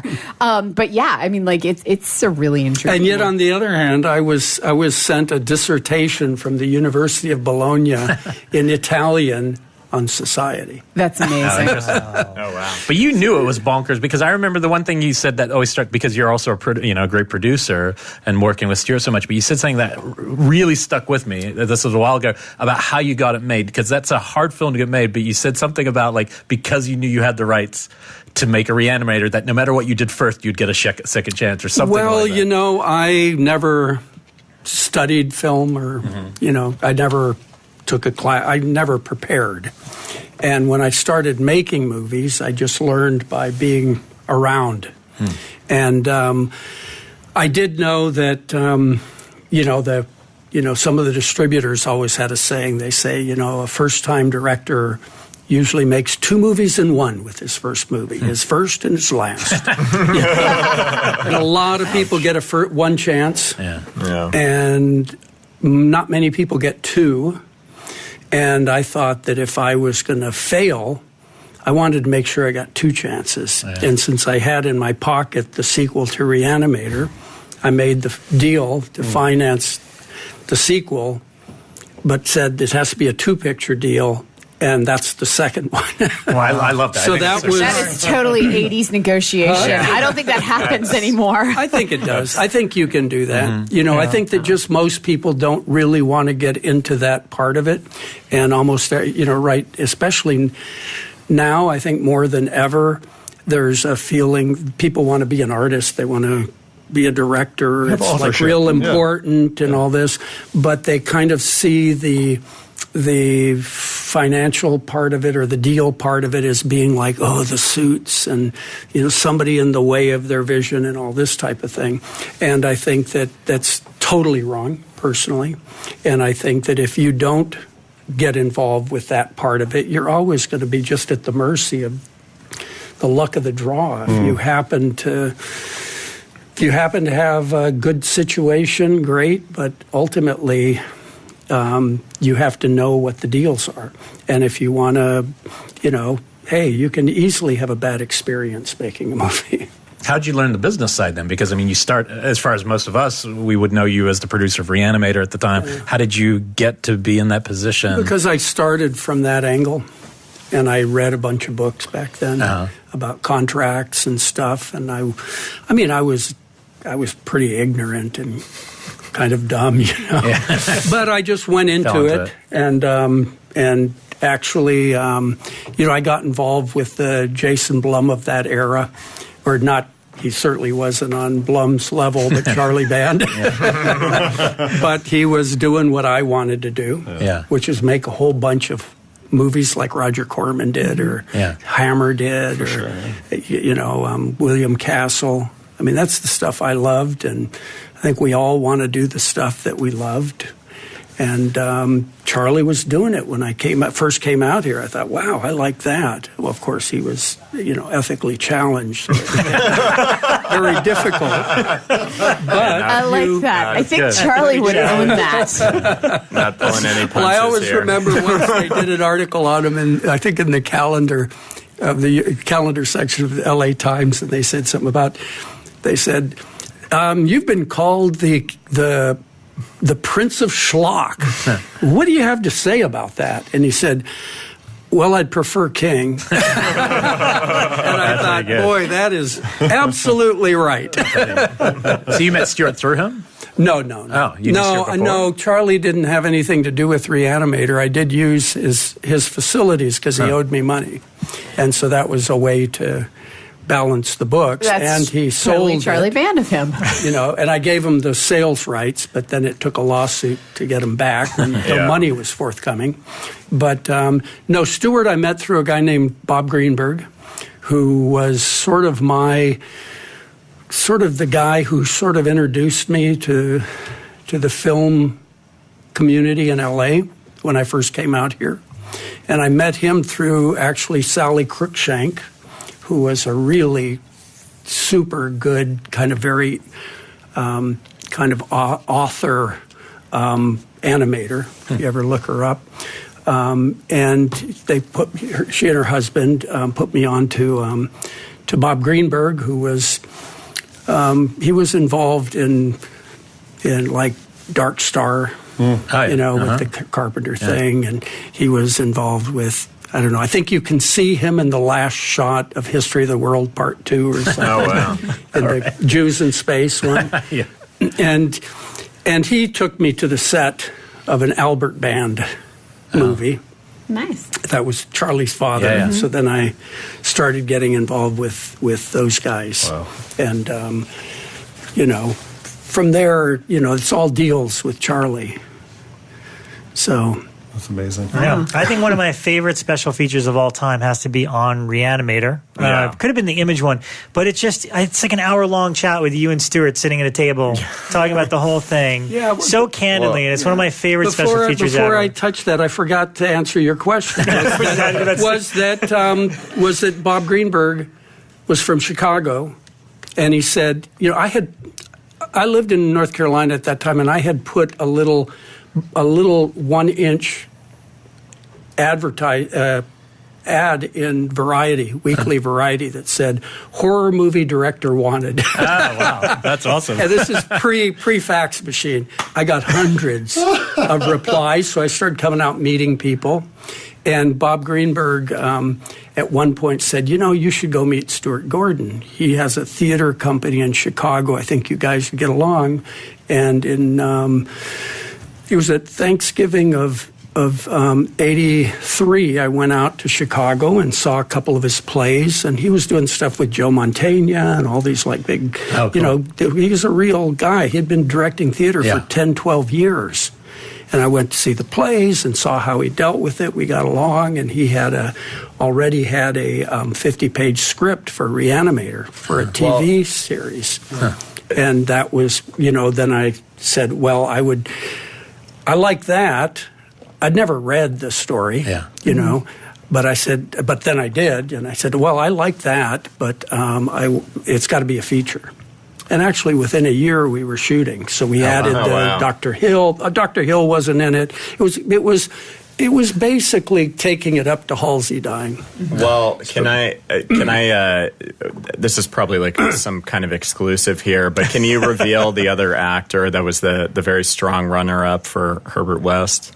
Yeah, Miguel Ferrer. Yeah. Whoa. Wow. So that's what people always different. It is, and it was never in doubt that it was not Jeffrey. Yeah. But he was the lead before Jeffrey came in, and Jeffrey was brought in by Anthony Barneo, who was the casting director, and I think Anthony was like managing Jeffrey at that time. I'm not sure, but it was never in doubt. I mean, there was never any doubt that when Jeffrey came in, like the Barbara was the second choice for Meg, because the other girl, her mother made her quit. I can't see why. In the rehearsals. Yeah. And David Gale, I know we had some discussions about it, and I pushed him real hard because I thought that he reminded me of a Hammer guy. Oh yeah. And so for me, that's what I wanted to see. I wanted to see that kind of guy. I wanted to see Vincent Price or Peter Cushing. That's what was in my subconscious. Yeah. He definitely had that thing. But Jeffrey Combs, there was never any. I never remember anybody going, well, let's think about so and so. But I do know. But the part was on the page. Yeah. I mean, you read the script, that part, which Stewart gives credit to William Norris, who's the sort of unsung writer of RE-ANIMATOR. It's basically Dennis Paoli. Yeah. But William Norris was a co-writer, and according to them, Bill Norris was the guy who really caught who kind of gave the voice to Wes, because if you read the stories, there's no sense of irony there. Yeah. No. There's no real. As a matter of fact, I don't think there's much dialogue whatsoever. No, most of Lovecraft stories are just kind of stream of conscious. Yeah. So yeah. But anyway, what you were talking about, that was inspired for me by because I suggested it to Stewart. We were in Spain, and we were working on Dagon, and we were at the Post House, and I was trying to get a bunch of extras done for Elite to put out I guess it was the DVD. That green, the bright green DVD. So I was really trying to come up with stuff, and I had seen some extras or something on, maybe it was a little featurette on The Exorcist, where Blatty and what's his name? Friedkin talked about it. Yeah. And I thought, that's a good way. Instead of these questions, let's just talk about it. And of course, the only unfortunate thing is we only had one camera, so it was Going back and forth. it would have been great to have two, but it was great because then it made it more of a. I don't think we had ever talked about it. Yeah. In it years, feels like sitting in with friends, hearing you guys talk about it that way, candidly. So, Jackson, what was your into Brian's work? Because I know when you were on our show last time, you talk about like renting 5 videos a week. Yeah. And really discovering all these horror titles. Well, I mean, it's probably the same way everyone else did, where it's like, you start with RE-ANIMATOR, and then, as you kind of go through the entire filmography of someone like Stuart Gordon or whatever, you start looking at these ancillary people, and Brian's name just kept popping up because they'd worked together all the time. And then I remember I was working at a Hollywood Video back in like 2005, like right out of high school. And one of my friends that worked there, this guy named Leif, was like, you have to watch Society. It's like one of the craziest movies I've ever seen. And I looked at the cover. I was like, what is this, like an art film? And because it had like... The poster for it was like very misleading for what the movie actually was. It looked like it was like eating Raoul or something, and then I watched it and I was like, this is like the most disgusting ending I've ever seen in any movie ever. And when I met you at Sitges, I remember that was the first thing I said to you. Was I shook your hand and I said, you've made the most disgusting ending I've ever seen in any movie ever. And I mean, Return of the Living Dead 3, I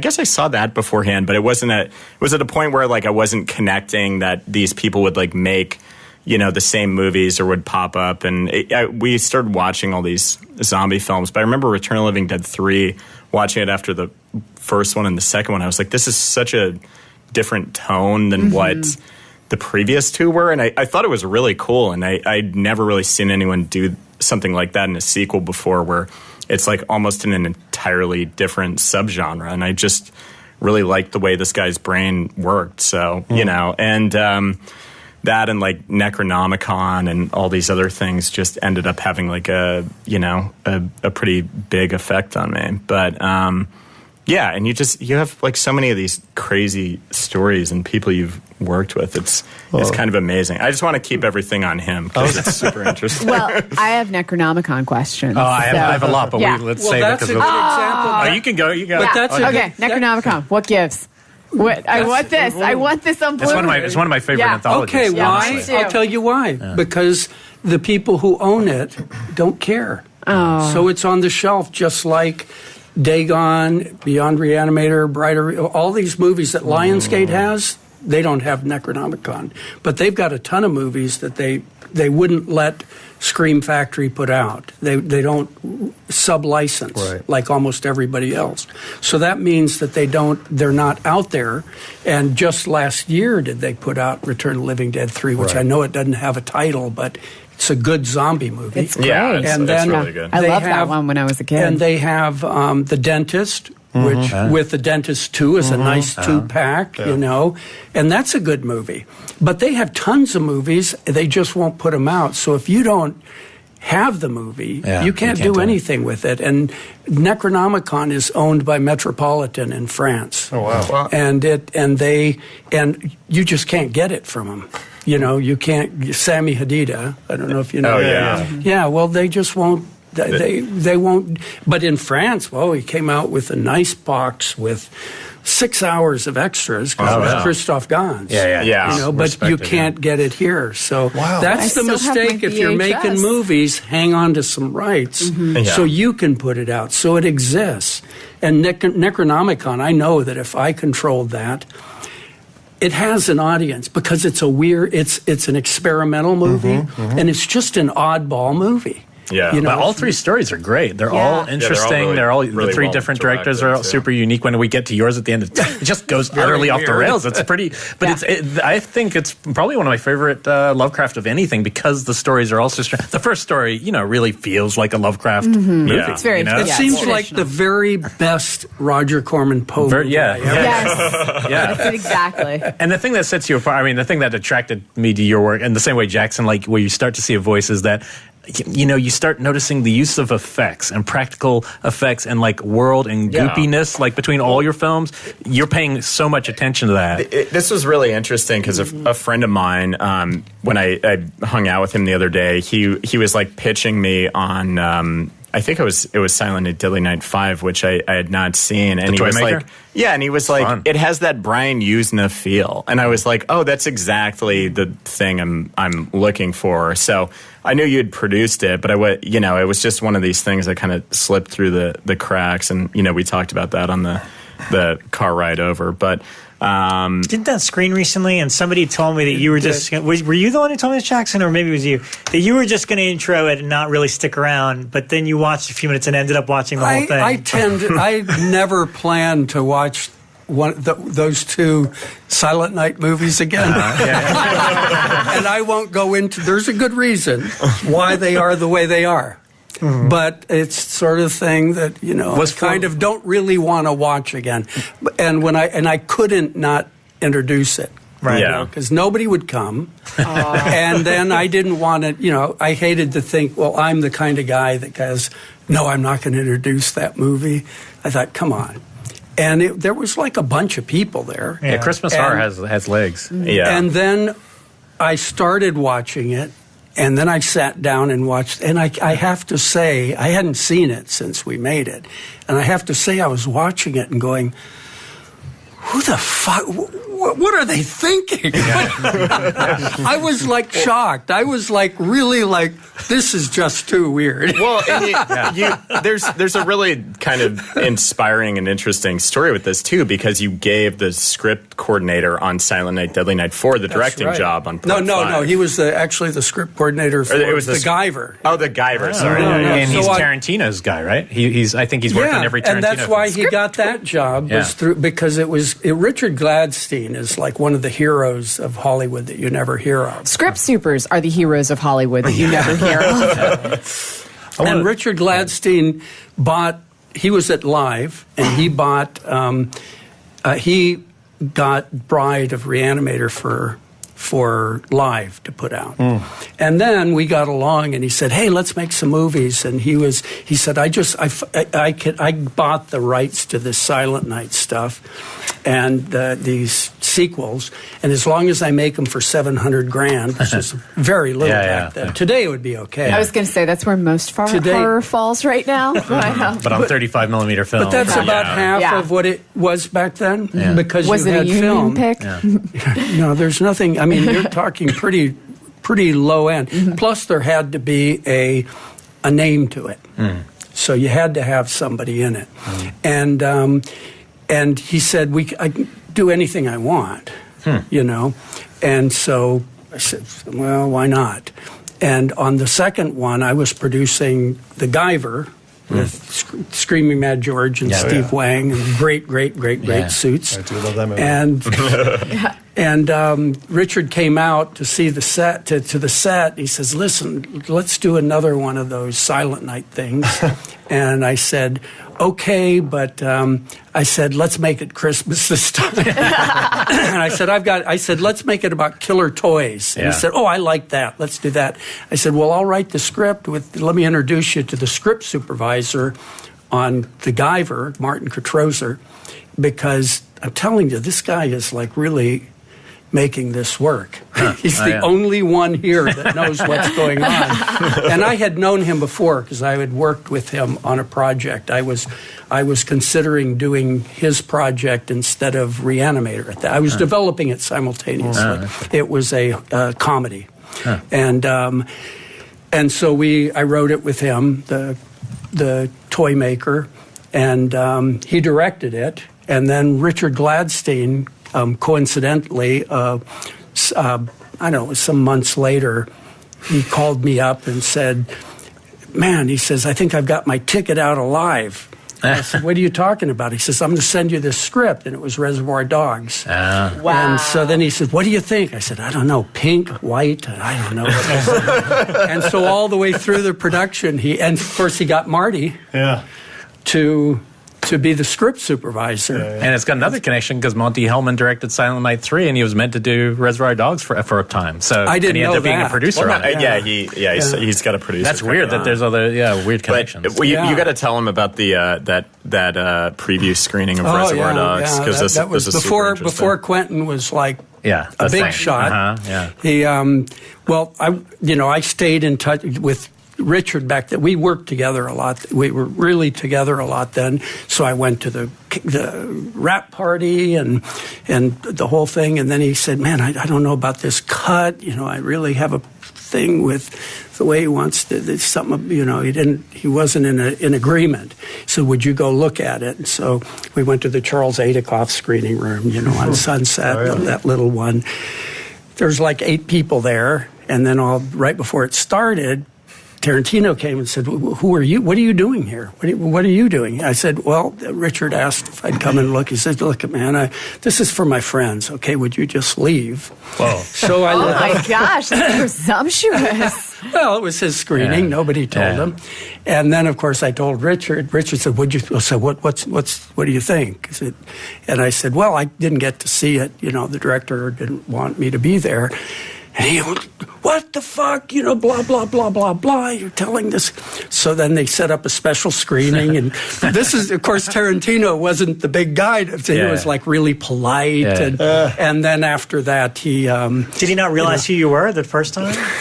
Who I am? No, but I don't know what you're talking He's about. a big horror fan, so I guarantee he had seen Society and RE-ANIMATOR and all those. But he did give me... He did like give me a good mention on one of those, they had those Masters of Horror dinners. Oh, yeah. And I was down at the end of the table, and he came in on one of them and sat across from me, and we were talking about...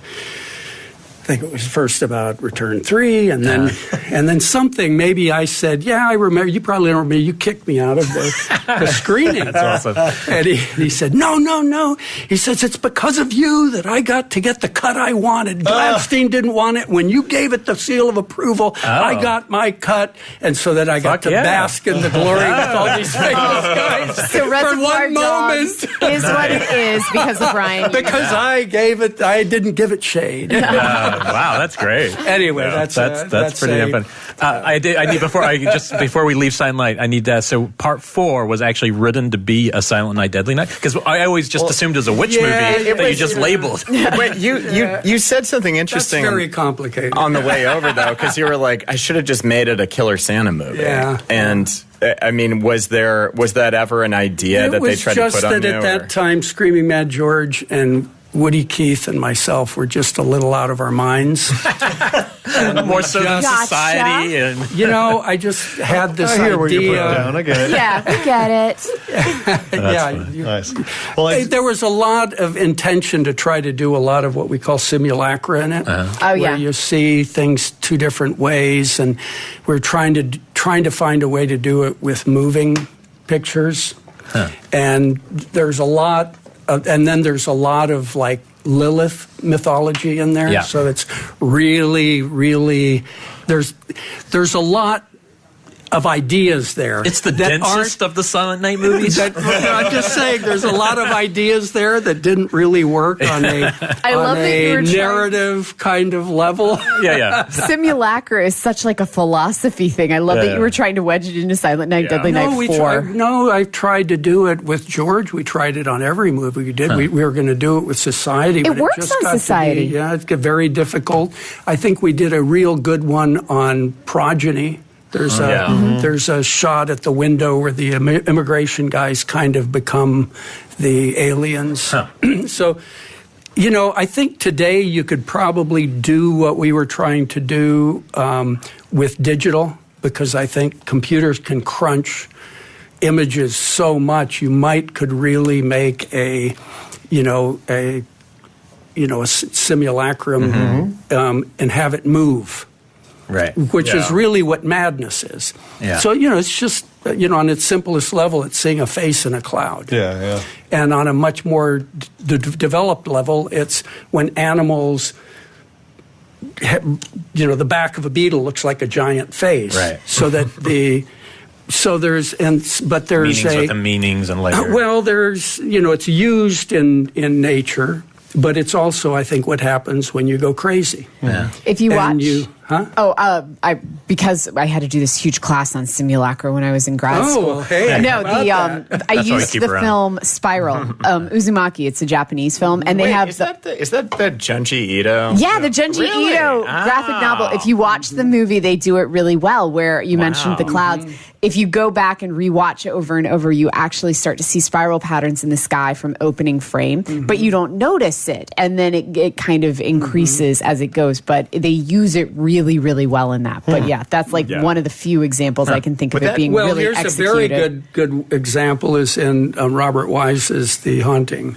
And in The Haunting, if you remember, the big scary scene is when they're in the bedroom and the thing's pounding down the hallway, and they're looking at the door, and the door has some texture in it.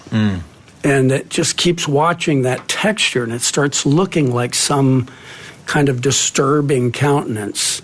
And that's exactly the same thing. Yeah. It doesn't move, but if you can make people feel that, you're starting to get into real fear, real craziness, and sometimes horror is all about showing madness. It is the reason I think it's hard to translate Philip K. Dick novels to the screen.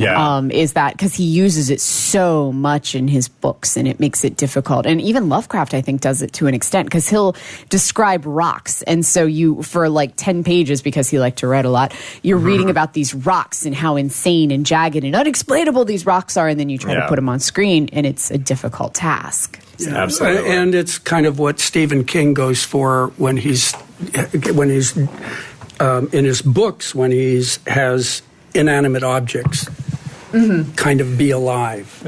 But in the films, they never work. Well, they have like that stingray or something that goes over the hotel in the Shining novel, where it's just this like weird two-dimensional stingray, basically, and it's like on this metaphysical plane, but it's not.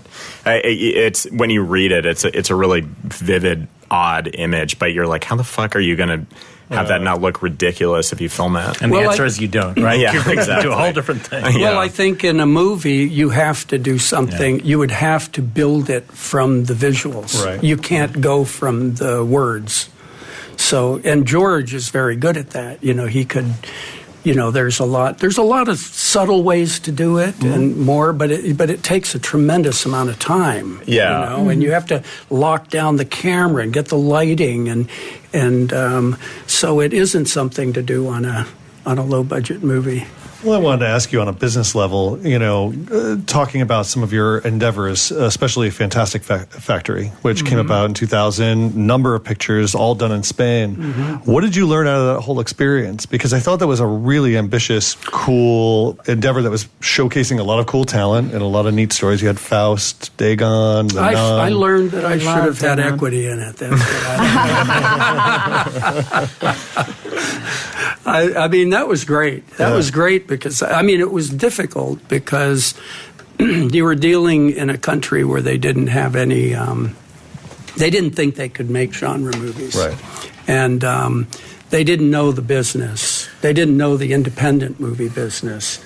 And there was also a huge resistance from the established movie makers who were sort of riding a gravy train of subsidies for movies that nobody ever saw or sold or anything. And so their pie is only so big. So when we came in doing that, there was a lot of pushback, and they started trying to pass laws to, like, if it was in English, you couldn't get any subsidy, all this type of stuff. Huh. And and you're dealing with a bunch. You're trying to figure out what kind of stories can you tell there because you're in Spain, and then there's also you're using all these Spanish actors, and how much can you use and let them use their own voice. Yeah. I mean, it's a very, bus driver number 5. It's a real complicated problem. Yeah. But there was a lot really great too. Yeah. But there was a lot of great Spanish talent that came out of it too, I feel. Oh yeah. But my label was the Fantastic Factory, and I also helped them set up their foreign sales and stuff. Right. So my movies were all in English. Yeah. I think I did 10 of them. And I tried to get scripts. Nobody would send them to me back then. But honestly, once I went to Spain, it was like, ooh, NBA Europe. Barcelona wasn't even like a capital. Yeah. It's not even like you're going to Paris or Rome. It's like, where? And now it's known. It's very cool now. But there was certainly, I couldn't get scripts. I couldn't get directors to come over. Actors, forget it. You bring an actor from L.A. to Spain, and boy, they're just like babies. You have to take care of everything. So we started going to England, because UK people go to Spain for vacation. It's like going to Mexico. Yeah. And they'll fly over for a meeting and go back to London that day. So there's a lot of very complicated issues, but the great part was, especially at the beginning, I got to choose the movie. I could just choose what I wanted to do. Right. But then I had people come that left. They quit because they just couldn't handle. I mean, it's different. What was really different out of that slate of films? What was the most gratifying? The one you're happiest with? I thought that at the time, I thought Dagon was the most like complete movie. I just saw it recently, and I was shocked that it wasn't a big success. Yeah. But even amongst the genre people I knew, and like I remember the first screening at Sitges, and I saw Alan Jones right after. And God. And I said, isn't that great? He was like, That doesn't sound like Alan. Cranky Alan. But then again, he loved Roma Santa. Yeah. What? Really? Yeah. Huh. And so you look at that. But I think that happens to a lot of people who are critics or festival people, is that they see so much. They're just seeing so many movies that they just need something that isn't down, that's different or something. Did the genre people at least embrace it? Because I know we put it on the cover of Fangoria. I wasn't working there at the time, but I know, and we put it in our 101 Horror Films You Need to See book as well. Yeah, well, so that's good. Didn't it no, that's great. But then also you have to have it promoted, and Lionsgate had it, because when we started the Fantastic Factory, I knew the people at Trimark. So we made a deal with them to pick up the movies, our first slate. And then immediately they sold out to Lionsgate. So then the deal was with Lionsgate. And when Lionsgate got these movies, they fobbed them off. They were getting them so cheap, they fobbed them off on the Sci-Fi Channel and made money back. And so they didn't, that was it. Their deal was done. Well, so there's the way movies die. Yeah. Didn't you show Dagon to the Weinstein Company or something? Because you had Dagon? Yeah, I mean, now that they've been properly disgraced, I think you can probably reveal this story. You can tell stories. Piss on the grave. I don't. But we did one movie with Bob Weinstein, with with Miramax at that Dimension. That's it. Which was Darkness. Well, yes. Shalma Balagueró Yes, movie. yeah. You know, so that was Can you tell the story about the test screening there with the worst screening of my life. Oh, now I need to hear. So when we cut the movie, when we cut not Dagon, Darkness, it was just like we were they wanted to see a cut. And it was a deal where they didn't get to read the script until they signed to finance. You know, Great deal. and then they didn't want to make it. Then there was lots of trouble with the script until there was a SAG strike. So we had to shoot it before the strike. Yeah. So it was all those kinds of things. And on the cut, they could recut it for their territories, which is English language. And of course, the budget was bigger than what we were doing normally. And we weren't ready to, it wasn't finished editing, but they were, just wanted to see it. And the towers had just gone down in New York, so it was just like the next week. It was still smelling in Tribeca. And it was like, no, you got to come, because with Miramax, it was always like, you got to do it right now. It right after the towers fell. People need to see this. And so we were kind of like, well, so I went with Shalma, and we just had like a sync track. I mean, just like a temp track. I don't think we had music. It was just like, well, we'll show it to them. And we're in the Miramax screening room, and then they had all the Miramax, all the people who worked there are sitting there. And as the movie's going on, Bob Weinstein's like getting up, going, oh, my, he's jumping and going out and coming in and getting upset. And you're going, oh my God, we should never come here. Wow. It was just terrible. And then we had them recut it. Then I talked Jaume and the editor, who was my big buddy, Luis de la Madrid, who also directed over there. And he was like, and I said, listen, we should let them cut it, and we should go be a part of it, because they can do it anyway. But hey, maybe they got a good idea. We can release it in Spain and internationally, however we want. So just get over the kind of the humiliation of it. And so then all of a sudden we're cutting at Warner's, and the editor for this cut is getting paid more than anybody on the movie. And he starts over from beginning, but he kind of ends up with sort of the same cut. Wow.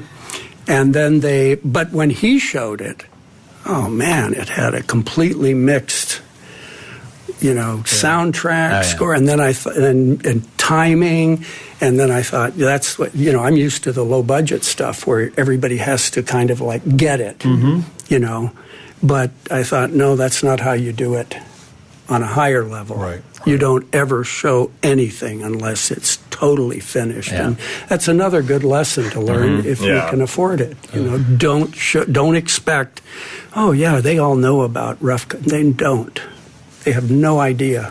Well, at test screenings today, they have someone who comes out and goes, everyone understand that this is a work in progress. VFX is not complete. Which doesn't matter. They still don't get it. And then you'll sit in a focus group, and the guy goes, yeah, so that thing where the guy died and the makeup would look really fake. And you're like, because the VFX is told you. But, I'm talking about people like Bob Weinstein. Oh, sure. I'm talking about people who know better. Yeah. But I think that if you aren't involved in that process, I don't think you just can't see somebody else's work without you're not there. And I think it really matters. Now, RE-ANIMATOR, we showed to the Science Fiction, Horror, and Fantasy Society for our test screening. Oh, that's great. Oh, that's smart. And that was Dr. Donald Reed. Yes, yeah.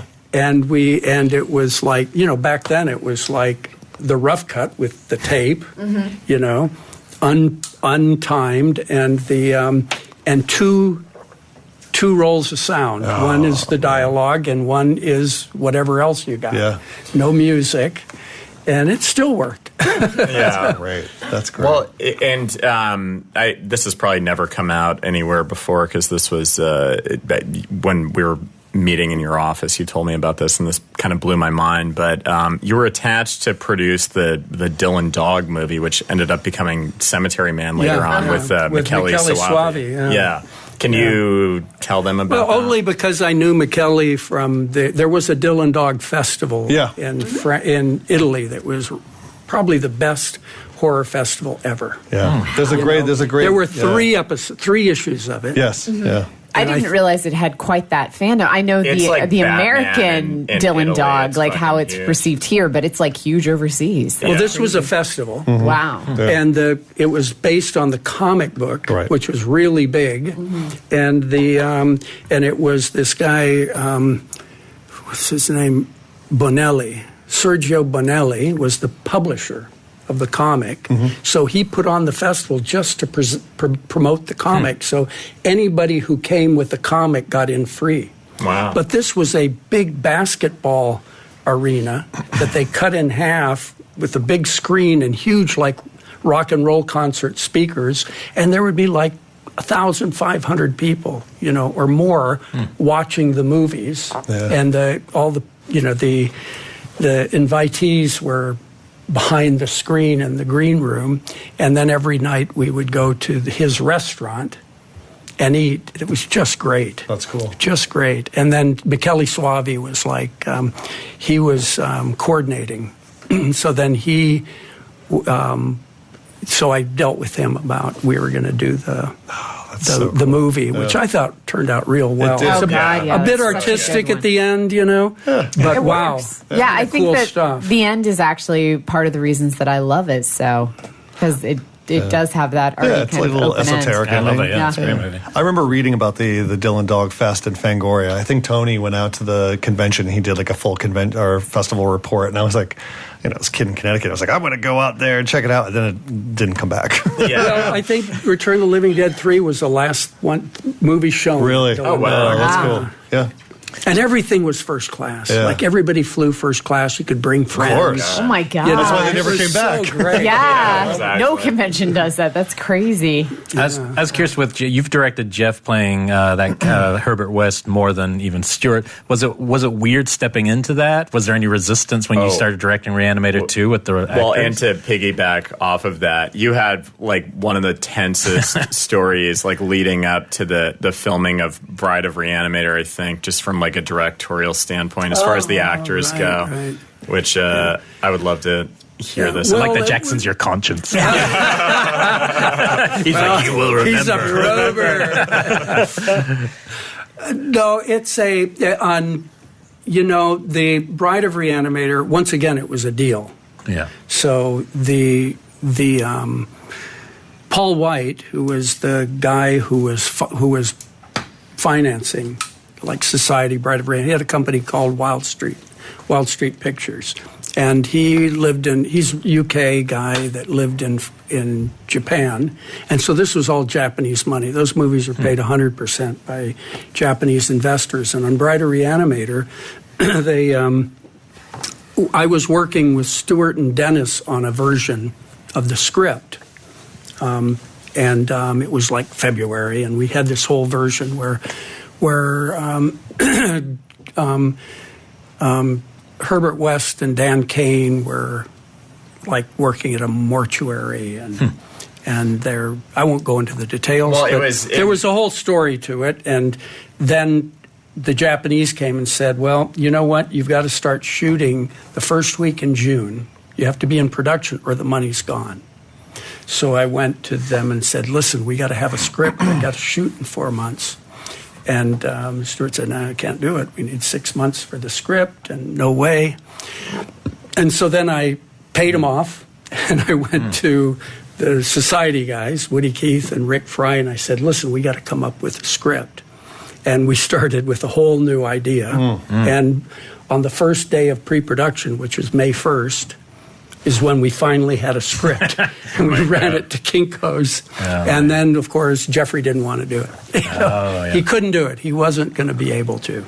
And so then we had to start, like, casting for Herbert West. But then after a couple weeks, he said, "Okay, I'll do it." I found a hole in my schedule, And so it was pretty... Who knows? Can you reveal who you were who the potential replacement well, we were was? looking at a number of people. One of them was the guy that played Blanchard, and the guy who played Petrie in Society. A little prim guy. Oh, okay, yeah, interesting. But we never got that far with it. Yeah. I mean, hey, we only had 4 weeks of pre-production.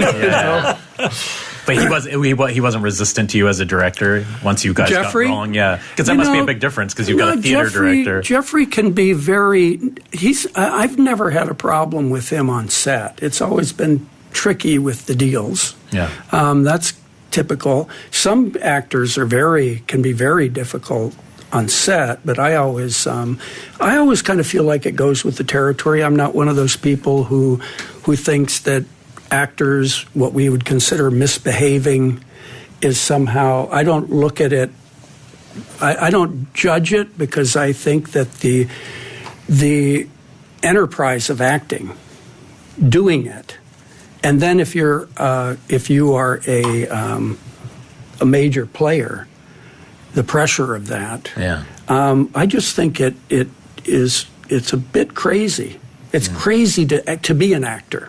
You're already playing with things about your personality, which are, if you're really getting into it, can be kind of unbalancing.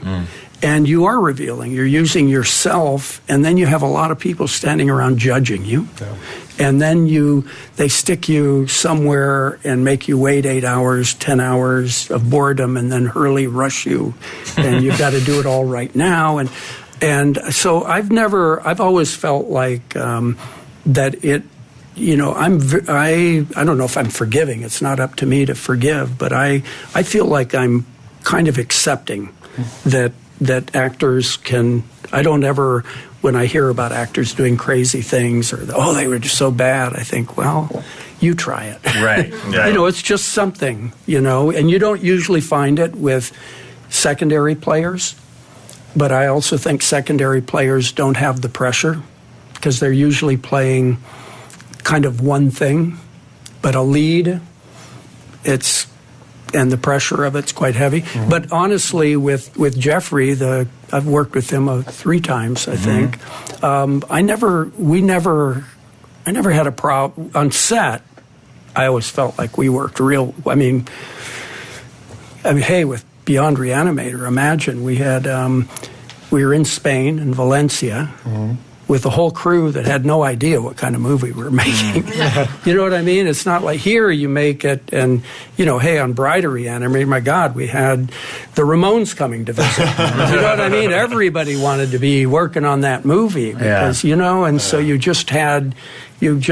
it was like everybody on it knew what they were doing. But in Spain, they had no idea. Were you blown away when you saw him? Because you're actually behind me in line, weirdly enough, at Nevermore when it first premiered, where he first played Poe on stage. Oh, yeah. I remember just that it blew me away. And where we talk about revealing, like being up there for 2 hours and just going through all that. Was that improve to you? Yeah, knowing what he could do. Yeah, but I know him well enough. I know him pretty well.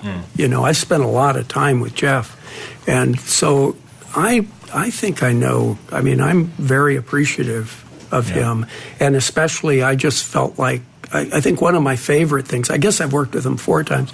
I think when he played Lovecraft on Necronomicon. It's not a big role, but unrecognizable. But it was great because because when we were talking about it, I thought I just kept thinking, the problem is that he's so recognizable. It's just boom, there's Herbert West or whatever. And it was great that he was, I think a lot, he was willing to kind of go, I'll do the prosthetics. Yeah. And so we just took Lovecraft's face and gave him the nose and the chin. And you know what?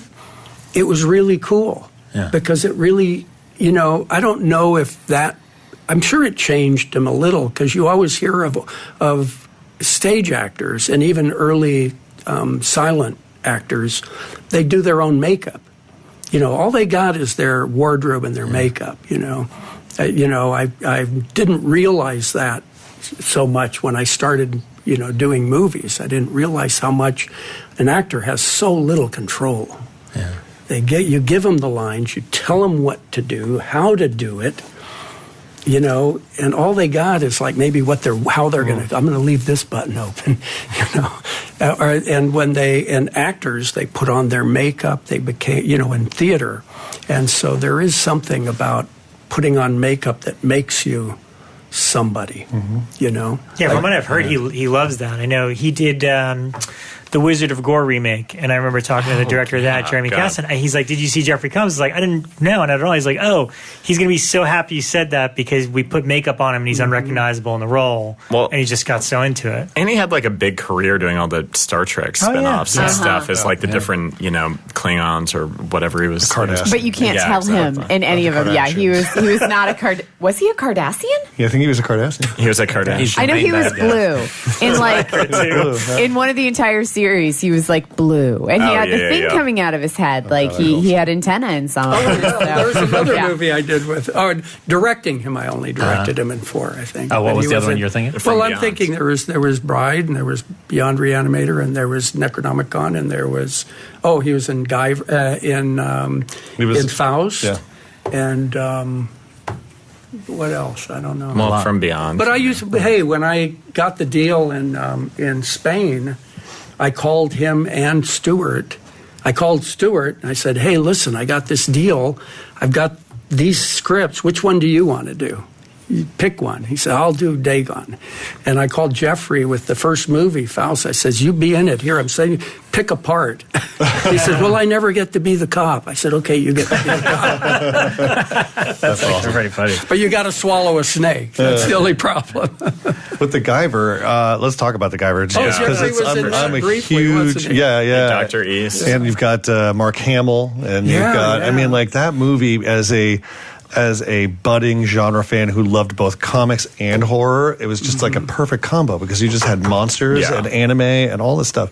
Was that, I mean, like, it was anime first and manga first. It was manga. It was manga, anime. and then And was that like tough to micromanage in terms of producing and dealing with people who are overseas who own the IP and all that stuff? At that time, I was dealing off of the Society and Brighter Re-Animator. I ended up dealing with. I made a lot of movies with the Japanese. Yeah. And the great thing about them was they just sent the money.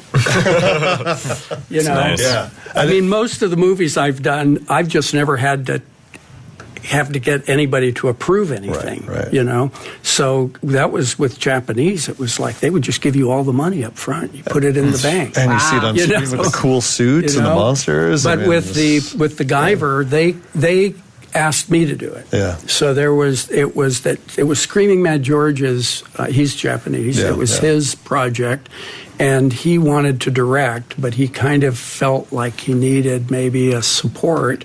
So we got Steve Wang, who was a very big time effects guy too, and Steve had done this Super 8 movie called Kung Fu Rascals. Oh, yes. Which was really entertaining, you know, really good. And Steve Wang has this incredible ability to do these, you know, there's something about the humor of Kung Fu that I don't get, but I like it when I see it, but I wouldn't have any clue how to catch that. Yeah. You know, it's just, you have to be immersed in it. So then they were directing together, but unlike most people directing together, they didn't work together. So we had to checkerboard the scenes. And so I had 2 cameras, and I had them all, they were working at the same time, you know. And so the movie is uneven because of that. Because George has his own world that he goes into. And Steve has this really jazzy, kind of funny kind of thing that he does, you know, and it was but the suits, I think, are state-of-the-art. I don't think anything, I mean, Steve had worked on The Predator, and you see that in these suits, and I don't know, man, I haven't seen any suits like that since. They're super cool. I mean, I don't know show me. I don't know. Yeah. I mean, those things were great. Yeah, Steve was also responsible for I think it was the Gill-Man and Monster Squad. Yeah. So that was he's just a great sculptor. Yeah, and he's like, I guess he gets commissioned to do stuff for Guillermo all the time. Guillermo and various video game companies. They should have had him do that fish guy in The Shape of Water. I liked the movie, but man, I couldn't stand that character. I just think that's not the way to go with this. Dude, Whenever it was on screen, I was like cringing, you know? But what about this? It opens up and the penis comes down? Come on, That's So you that was would all not- described, I guess. I was going to say. Yeah, you never actually got to see that. yeah. So, Jackson, can you talk a little bit about, I don't know if you can, but obviously you're working on some new stuff. Are you guys working on something together, or are you just I mean, we're doing Beyond the Gates 2, which is Steve Scarlatta and I are both currently writing that. But so, I mean, that would probably be the next thing. But we just closed the deal on the next movie for me to direct, which I also worked on with Steve, that Zach Hagen, who produced He Never Died, is producing along with Mike Moran at Mar Vista. That's the company that did Bitch and Corpse Tub and a bunch of other fun stuff. But yeah, we closed the deal on that. That's called The Day After Halloween. No connection to Snapshot. I was going to say. Uh-oh. And I've got your vinyl already, but no. yeah, different movie. exactly. But yeah, so we're just in the process of casting that now, and hopefully should have more stuff to announce on that soon. So you wrote it? Yeah. Okay, With so Steve the original Scarlatta. script was Steve. Yeah, Steve and I came up Prior with the story Killer together. POV guest. Yeah. Exactly. Have we had Steve on Shockwaves? Not on No. Shockwaves, on Killer PV. But so, other than the title, is there anything else you can tell us, at least in terms of tone and how it relates to Beyond the Gates? Well, it's the Day After Halloween's not really connected to Gates in any way, but it's basically like what happens to the final girl after the end of a slasher movie. So it moves into kind of a weird metaphysical direction that I don't think people would really expect from this type of movie. But yeah, it should be fun. So there's that. And then as far as the Beyond the Gates stuff, I mean, Brian and I and Steve have just sort of kicked the tires on that story over and over again, and it's got kind of it's a lot of like inversion on the themes of the first movie, and moves into a sort of medieval RPG element a little bit. Is this your Army of Darkness, Jackson? Maybe, yeah, exactly. But how did Brian get involved with Gates? He was too? just a fan of the first movie, right? Or was that it? Yeah. So we thought maybe we could help him with some financing and, Yeah. Wow. Yeah, try 'cause to help set it up. Well, we met at Sitges, and I think this was probably like the first time you'd talked to Barbara in probably like 20 years. But I was there with Barbara and our friend Bria, and Barbara introduced me to Brian, and we just all started chatting about this, and it kind of came from there. So it's all if you have a movie in a festival, I highly recommend going to every single one of them, because Zach I actually met on the festival circuit too, and he's getting ready to go into production on He Never Died too, and there's just all sorts of people you end up meeting at these things, and there's nothing to do other than watch movies there and talk to the people who made them. So you end up meeting some very helpful people along the way. So That's very cool. Very cool. Congrats. Thank you. This can't wrap by any means unless we go into the shunting for a minute. I just want to go into any memories of directing that final, because it's, and talking about Screaming Mad George, because I think artistically his eye for surrealism and your eye for allowing that surrealism to go is like unparalleled. I've never seen anything before or after like that movie. Like that, those sequences of that movie are one of a kind. So I can only imagine directing that and convincing trained actors, because you've got some good classic actors in this, especially like, is it the mayor or whatever, you know, the key characters like that, like convincing them to go as goopy as you go. I just personally, I'm just so fascinated by how that scene, how you're directing that sequence. Well, and just to piggyback on that again, like wasn't it based on the Masturbator, the Dali painting partially? Yeah. When I first, I'm a big surrealism kind of guy. As a matter of fact, the original poster that we did for From Beyond was based on a Dali painting. The one with the skulls going into the eyes. Oh, yeah. That's a Dali painting. And when I met George for Society, the original script for Society had all the paranoia, had the whole thing, but it wasn't fantastical. It was a blood cult. And it's kind of a memoir of Woody Keith and his fevered imagination. But I wanted to do something that was weirder than that. It had some weird stuff. And when I met George, then we started looking at all his stuff and looking at Dali books. So we just started picking stuff out of the paintings and saying, let's do this and let's do that and let's do this.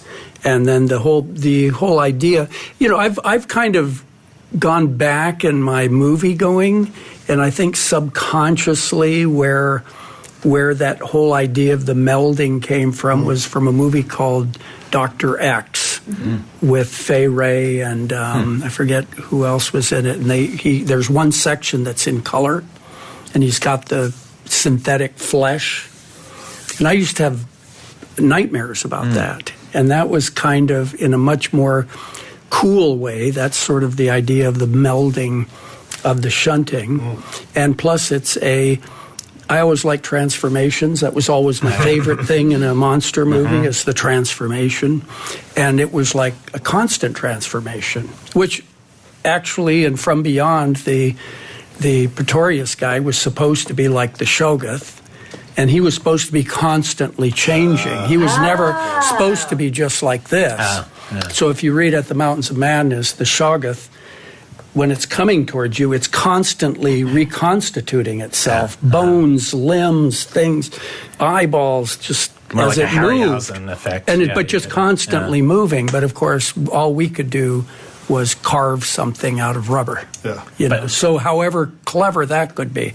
But with I think with George and with the shunting, we were able to use that kind of gelatin and get stuff that could, could kind of meld more. How long did it take to shoot the scene? Because I would plan hours to get into makeup and get back out. Like, how many days was it spread out over? I think it was 3 or 4 days of the shoot. And he had to recreate that exact, like the sinew each time. Well, it's that the big piece. Yeah, that big. We only shot in one. You only make it one time. You get the orgy once. Yeah, but you do inserts. Yeah. That's the way any scene motto. in a movie's done. But they were pieces. There were 13 people under there. Yeah. This is, in a way, you could think of it as a monster suit for 13 people. Because they're all under there. A couple of them had little TVs so they could see. And they're all pushing and pulling and... and it's like Jabba. Huh? You're like doing Jabba the Hutt, basically. I was going to say, I think at the end of Slither and James Gunn owns a lot. It does. And why didn't he give me a shout out? I know that guy. Come on. But so, at no point did any actor raise their hand as you're directing the shunt, just going, what am I doing here? No, and quite frankly, all the extras were from the crew and friends. Wow. And there were journalists. Chaz Balin's in there. Of course he did. Sure, he's in there. That's awesome. But everybody wanted to.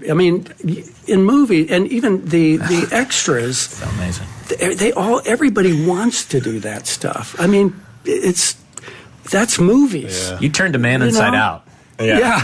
That is something I was to be always proud They of. put it on the cover for a while. So. I was disappointed because I wanted the slugs to be on the innards. Because I figured while you're doing the shunt, you don't have regular stuff inside you. But I didn't realize how little they would look. Yeah. And now I wish I'd done like eels or something bigger. You forget in the movies that reality is not the way to go. You've got to. But that was so much fun. When I was doing that, I just kept thinking, man, this is the life. Away with something. This is just the life. And I think that every now and again on movies. On that movie, I never remember any pressure. I just felt like it was purely just a pure ride. That's awesome. But most of them, there's a lot of, you end up in the middle of the tunnel, you can't see the other end and stuff. But almost all of them, I've done, there's always one point where I go, oh, I know they're going to wonder how I got away with doing this. You know?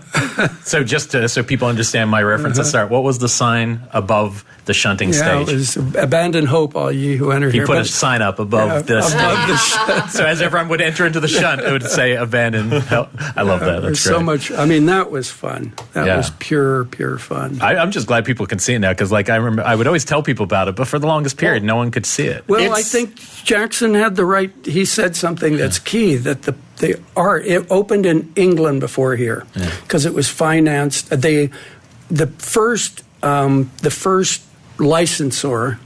licensee was Medusa in England. So in the U.S., we released it here with the prints from England, which I then had to, in my garage, cut the bits out that the MPA out of each print.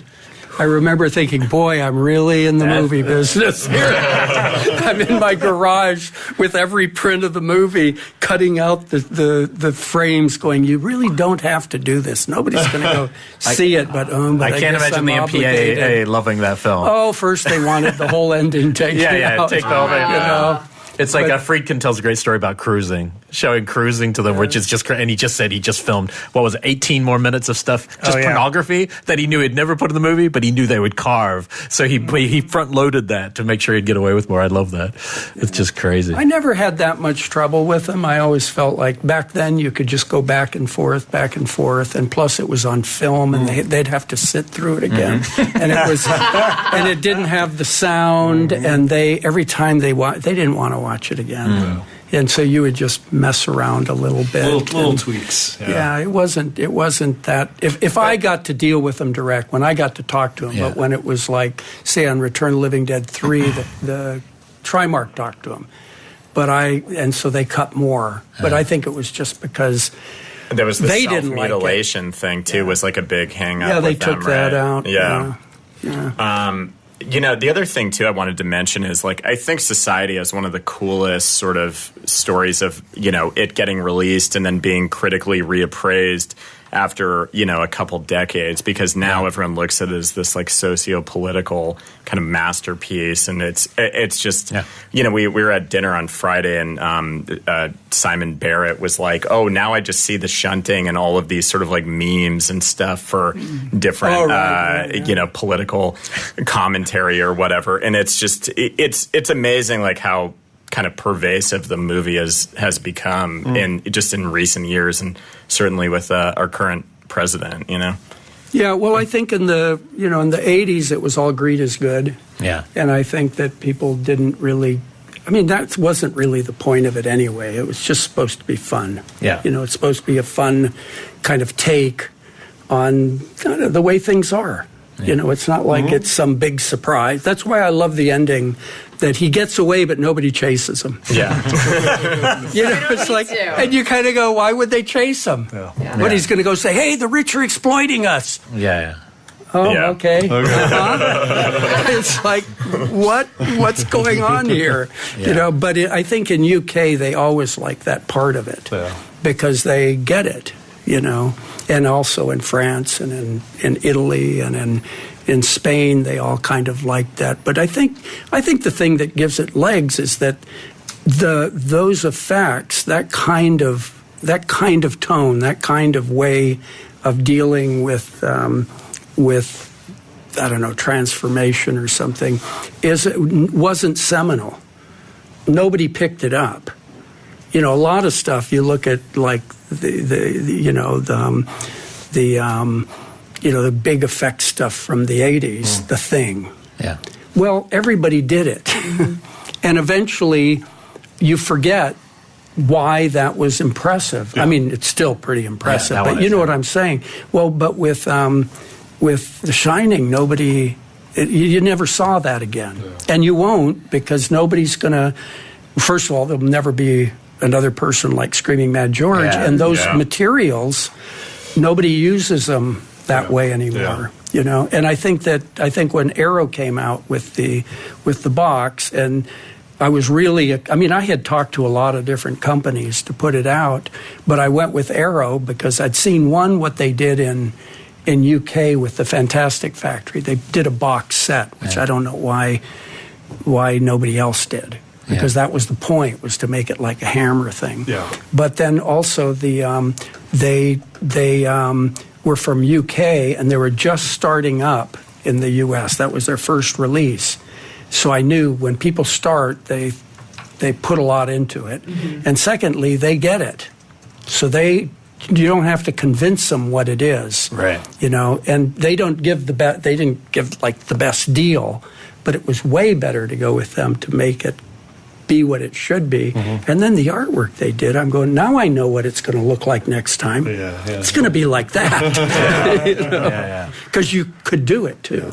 Well, is there any chance of anyone like revisiting Society or like a sequel or anything along those lines? I've worked on a sequel, and also I'm trying to work on a TV series, a mini-series. I feel like which I think is where it should go. You've definitely been contacted about remakes for that, though, right? Yeah. People contact you all the time. If you've ever been called in because you had a movie that got some attention, you'll find that the meetings are a dime a dozen. They all, but it's getting the deal, and a deal that you can live with. If you're willing to just sell something, say, here, take what I have, anybody will do that. And if a company owns something, well, they'll the howling to death with it. That's what a company does. Yeah. But if it's your thing, you don't want to do that. Yeah. You want it to be special because it's all it's your thing. Yeah. And you want it to be better. It doesn't matter if you do it, but you want it to be better. But the version that we were working on takes place like on the late night clubs on Hollywood Boulevard, Sunset. Where you have to stand in line. You got to be on the thing. Yeah. Then you got to get into the VIP room. Then you got to get into the VVIP room. Then you got to get into the after party. Then you got to get into upstairs at the after party. Yeah. So it's all about exclusivity. And in this case, the main character just wants to be a part of it. So she's ready to give up. She's ready to give up anything. And the club owner is Billy Warlock. 50-year-old Billy Warlock. All right, I'm in. That was great fun. Well, thank you so much for coming on board and coming to talk to us. Thank you, Jackson, for setting us up and joining us as well. It was a blast. Congrats on the new film. Can't wait for it. Thank you. And celebrate society. Yeah, absolutely. It's with a group shunting. Yeah, there should be society parties. There should be real shunting parties. Right? There is a back in the hippie days, we called them Crisco parties.